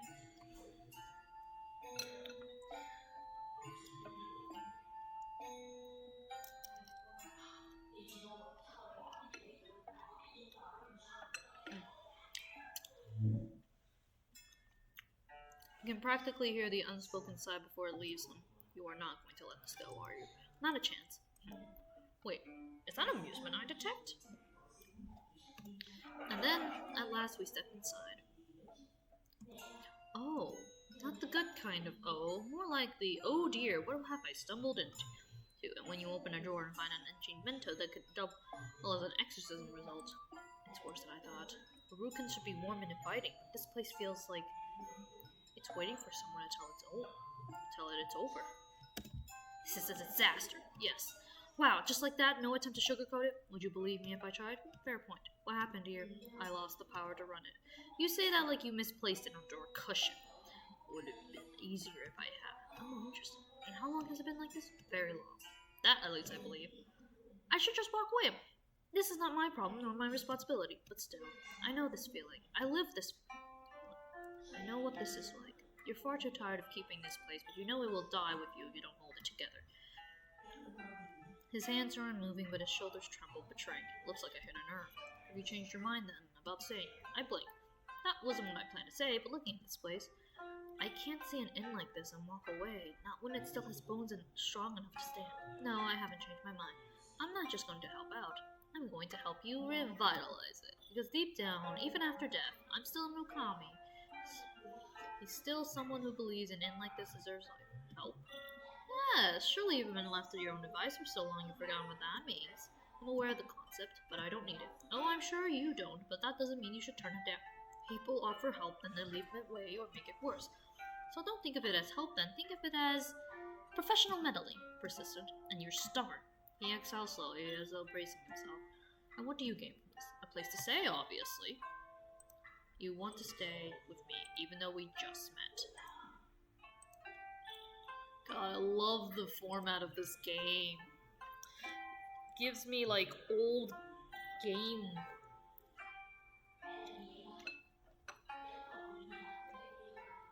Like old Nintendo. I don't know, I like this. I like this format. You want to stay with me, even though we just met. He sounds more amused than betrayed.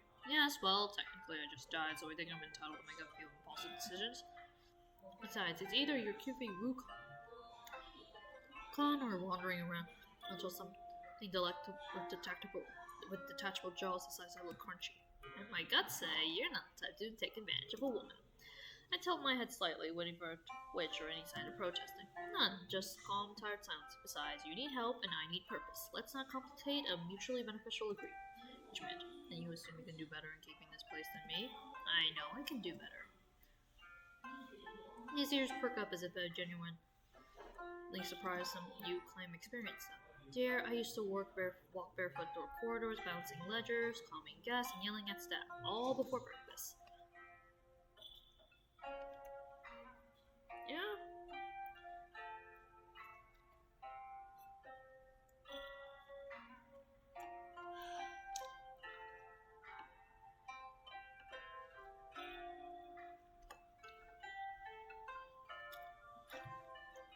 I let the silence hang, watching him pierce it together. You are an Okami in your past life. Ah, so you do listen. A dangerous skill item. So tell me, Okami, what would you do to improve it?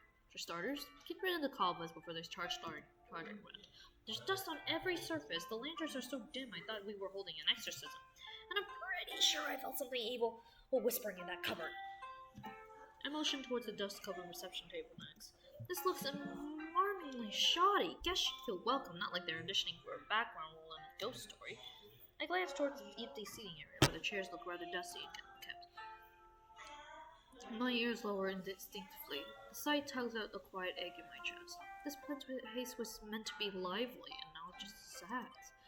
Back in my Rubicon, oh, what a time that was. The lanterns always glowed warmly, the sky never stopped glowing, and I knew the name of every guest who ever dared to flirt with me. I may have been alone behind the curtains, but the halls never were. Laughter, footsteps, whispers in the night, sometimes scandalous, sometimes not. It was a home. Noisy and beautiful and alive.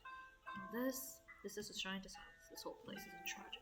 And you believe you can fix this? I know I can fix this. Arrogant. If you are as skilled as you claim. Yes, but you're welcome to test me. He studies me for a long moment, and then I catch the precise moment he realizes he's going to lose this argument. Fine, but don't blame me when you fail. Ah, that's the answer I was hoping for. You will work here then, naturally. You will follow my rules. If I follow.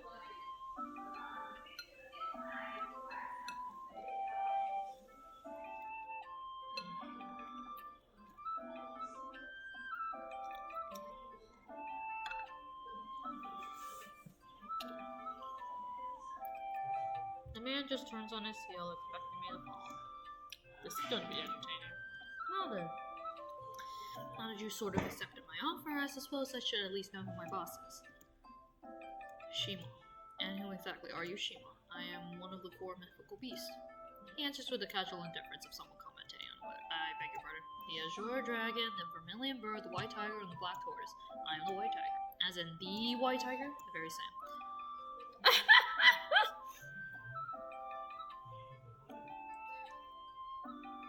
Slowly, I let my gaze travel up and down, actually looking at him. This frail, wilting daikon radish of a man is the legendary Bak. You? He watches me with quiet amusement. This man definitely knows what I'm thinking. And how, pray tell, does one of the 4 mythical beasts end up like this? That is not important. I think it's very important. Feel free to think so.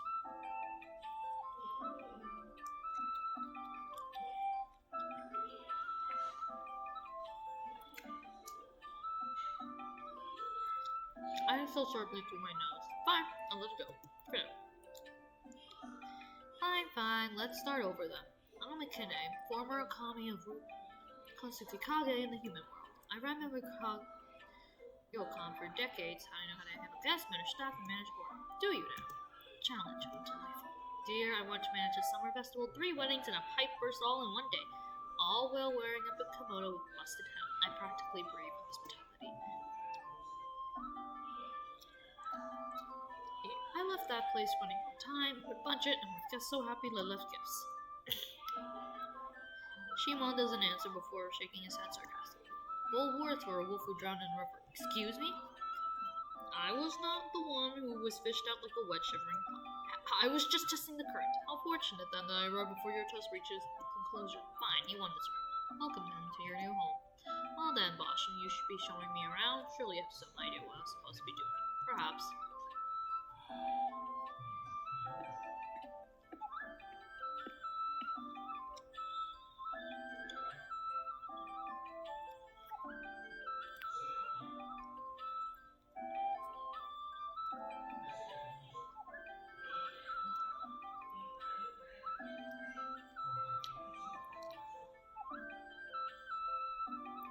I like the music though.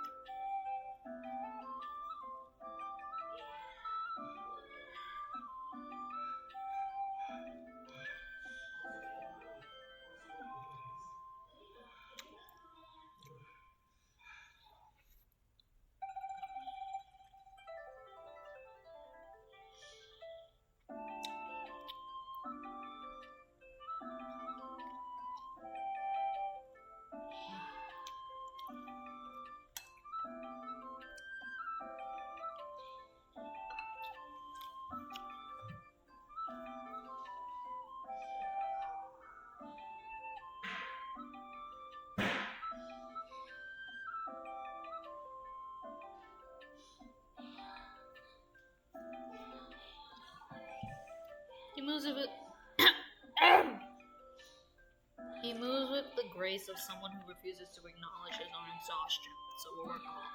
Naturally, a mattress pace. If I wanted, I could glide ahead effortlessly. But is there something entertaining about watching him pretend he's not running out to your real power alone? Just out considering how long he'll keep up the act, I caught sight of my reflection in a dusty mirror. Pride. I'm still wearing his robe. It's scandalously slipping off one shoulder, draping around me in a way that could be either elegant or suggestive, depending on the length. My, and here I am, strolling through your home in nothing but your clothing. What would the spirits say?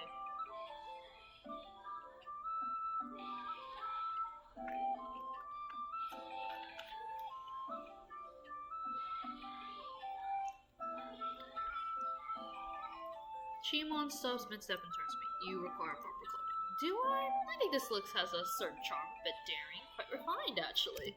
Stay here. Such a commanding tone. He doesn't dignify me with a response. Rude. And disappears down the hall, leaving me alone. I take the opportunity to glance around. What was this place like before when I was alive? And why does he seem so reluctant to talk about it? Before I could dig too deeply into my own curiosities, Shimon returns carrying a neatly folded kimono. The moment hit my finger first brushed the fabric, I noticed something immediately. It's well kept. There's a faint lingering scent. Soft, floral, and distinctively not his. A woman's scent. Whose kimono is this? I'm not asking. I'm just happy I got clothes. Just thank him. Thank you, I said gently, accepting the kimono with both hands. The teasing lit in my boy's face, just a touch. I could ask. I want to ask. The scent clings on like memory. Someone cared for this, or was cared for. But we only just met, haven't we? But perhaps some stories aren't meant to be touched with curious fingers for them.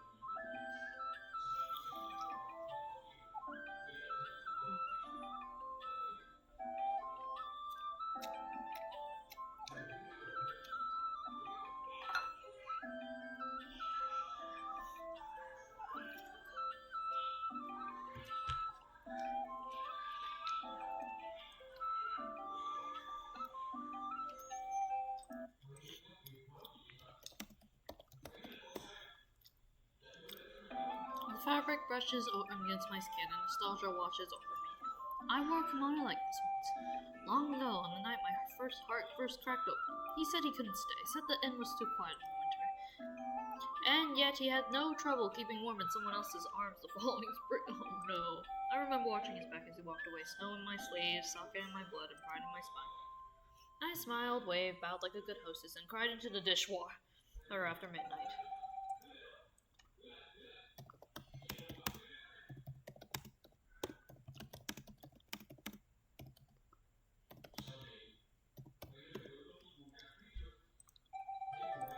Ah, youth, so dramatic, so hydrated. But it's long past that. I'll take good care of it. He doesn't answer, but the brief flicker in his gaze tells me he heard me. Change quickly, there's still much to see. I decide not to push further. Not now. This hallway leads to the guest rooms. How many are there?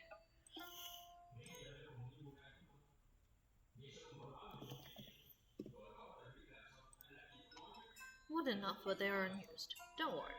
I have plenty ideas on how to bring life back to this place. I will reserve judgment. He strides ahead before I retort. There's something familiar in this. Not the walls, not the rhythm, walking the halls, checking rooms, going in together. I did this for decades. I watched him just ahead, shoulders heavy, and in that way I remember too well. Was he always this quiet, or did the Rukin take his voice like he tried to take mine? This is one of the guest rooms. Oh? Besides the soji door open with smooth motion, or the railing the room inside. Well, this one's not completely hopeless. What a relief, I was worried. His voice is as dry as the air in here, but I catch the subtle amused tone. Still, I wouldn't call it inviting. Feels more like the kind of room you give to a guest set when you don't actually want them to stay. I switch my tail, stepping further inside. A little warmth, a little charm, and this place could be something special. I simply cannot wait. Alright, first order of business, who's cleaning all this? That would be you. My dear, you really think I fall for it. You are the Okami now. Yes, and a proper Okami delicate. Speaking of which, where are the staff? Surely you weren't running this place alone. No, there were others. Were? Soldier spear who cooked, a broom that never stopped sweeping, a lazy woodward dweller who barely did anything unless bribed. When my strength faded, they withdrew. Yokai bound to a place with energy remain. Without it, they slumber or disappear. So they've been asleep this whole time. Perhaps, or waiting. I can no longer tell the difference. He says like it doesn't hurt, but something in his voice tells me it does. His voice shifts, something's off. Boss? His posture wavers, his balance falters, and before I know it, he collapses. Simon! Shimon! Shimon! God damn it! You workaholic! I say this as a former workaholic. I'm RPing against the character. I move without thinking, catching him before he fully comes to the floor. He's lighter than I expected. Surprisingly so, for someone built like a tragic mountain god. I thought I'd need divine intervention, or at least a sturdy wheelbarrow. Well, now look who still has upper body strength. You overdid it, did you? In silence. I sigh, pressing my fingers lightly to his wrist, checking the pulse beneath his skin. Wait, do yokais even have a pulse? I'm alive. I smooth a stray lock of white hair away from his mask, brushing it carefully behind his ear. You really don't take good care of yourself, do you? It looks like he might respond, but in the end he doesn't. Lucky for you, dear. You've just hired the best Okami there is. He groans softly. I take this as acceptance. Now, where's your room? Unnecessary. Ah, so he's one of those. Those, the quiet, brooding types who wear their past like a second mask and dare you to ask what's underneath. Let me guess, you think you can sleep anywhere, don't you? Yes. No, absolutely not. If I let you, you curl up in some drafty hallway and waste away in your sleep. A proper Rukon master must have a proper room. He excels, aggressively. The nerve. Look, you can fight me on this, or you could just tell me where it is, and I'll let you sleep in peace. Your choice. End of the hall. Alright, boss, up we go. The laundry room is, surprisingly, it's organized, spotless even, but it's also the most lifeless space I've ever stepped into. This is the room of a man who decided to live his life as an aesthetic exercise in suffering.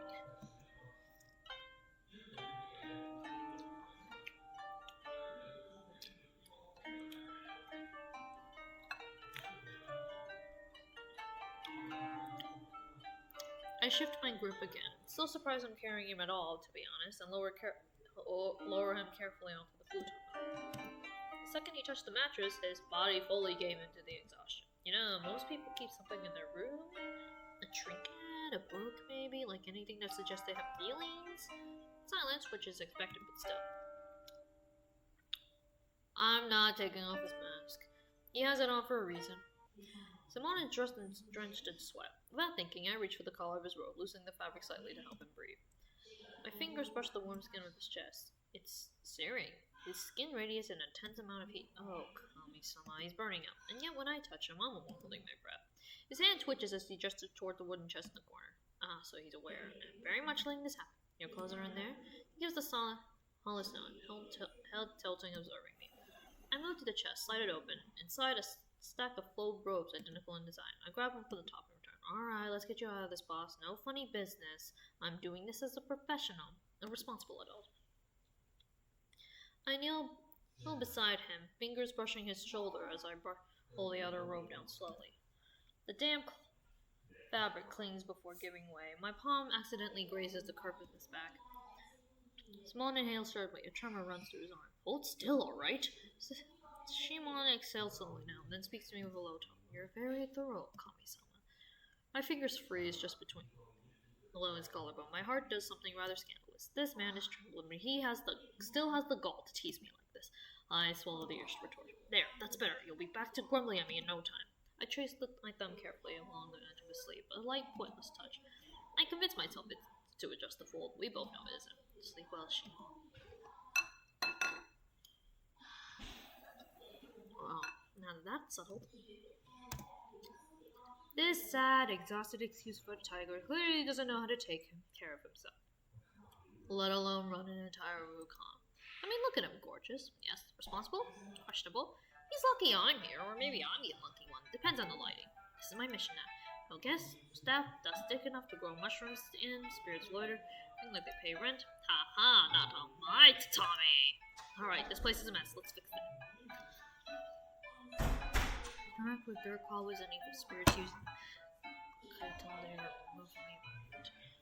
dust, eye shard, dust, cobs of gunk, whatever doesn't belong, it's getting evicted.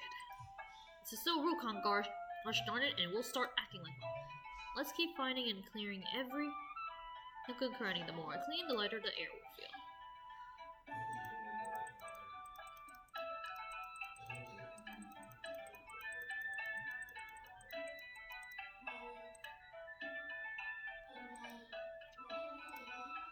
This poor plant is trying its best, so the creepy cobblies have to go. Ah yes, a cobweb to the face. More haunted manner than real calm, really.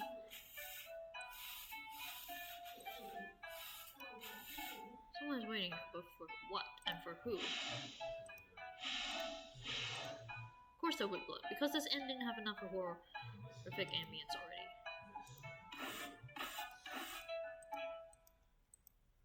I think the windows are the only ones dazzling in this Rukon thanks to this suspicious little stain.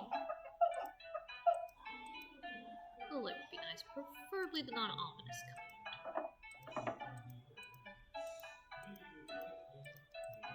A torn scroll. Either someone left in a hurry and accidentally torn it, or a fight broke out and this is the aftermath.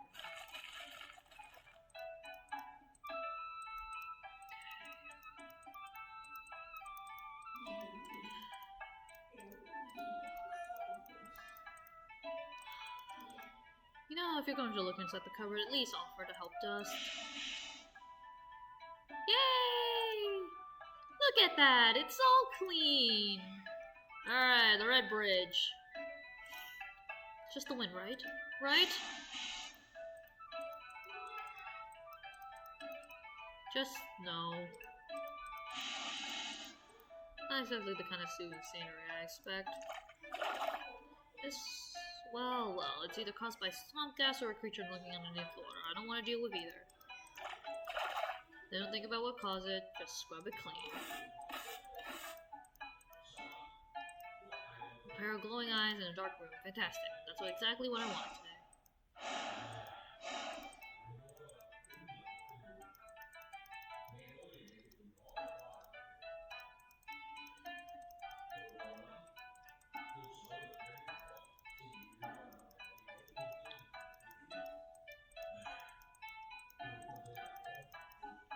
I need one more, but where would it be? Wait.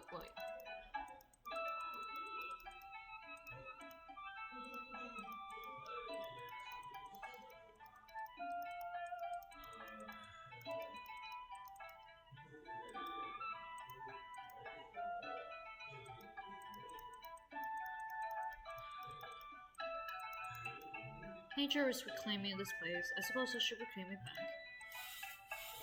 Yay! This is fun! I step back, surveying my work with no small amount of satisfaction. The dust is gone. The cobwebs vanquished. The evil spirits are probably migrating somewhere else. I first heard the footsteps behind me. I turn just as Simone enters, and oh no. Why is he handsome? Why does he look like that after barely a nap? His skin has color again, his shoulders look broader, his jawline is more defined, and I bet I can use it to slice Mochi. Is sleeping for a little bit changed his appearance so drastically? Is that even allowed? My gaze absolutely betrays me. Of course he notices. Ahem! I cleared my throat so hard I might dislodge my spine and immediately throw my hands towards the freshly cleaned lobby. Oh well, look who's up and walking. What do you think? It is acceptable. Oh, I'm sorry. Did I mishear? It sounded like you just undersold my miracle work. Everything is still standing, that is an improvement. I gasped, hand to my chest like he just struck me with a mortal wound. Everything is still standing? After all I've done, this is the level of praise I get? Would you prefer a ceremony, a festival in your honor? A small compliment won't hurt. I will see if the spirits can play instruments. Did you just joke back? Did my ears trick me? Admit it, you're impressed. You did what? Wait, say it again. No, just one more, please, so I can cherish your compliment. I will say only this. It is nice to walk through a place that does not resemble an evil spirit's final resting place. Aha! Victory. I fold my arms triumphantly while I can't tell what expression is under that mask, but I know he approves. Perhaps it is time to reopen and start gathering power again. Then let's do it!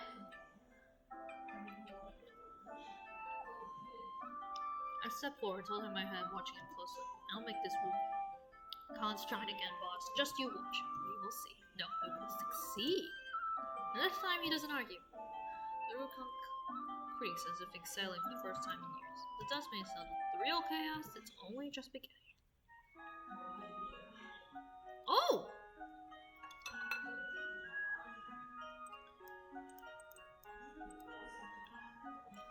Guess that's the end of the demo.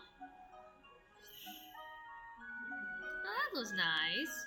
That's a nice little thing. I liked it. I liked it a lot.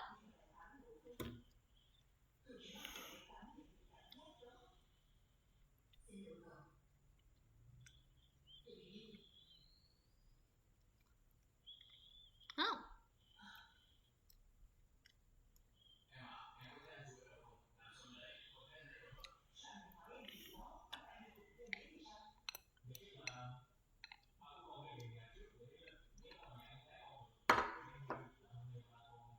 Looks fine. This is it.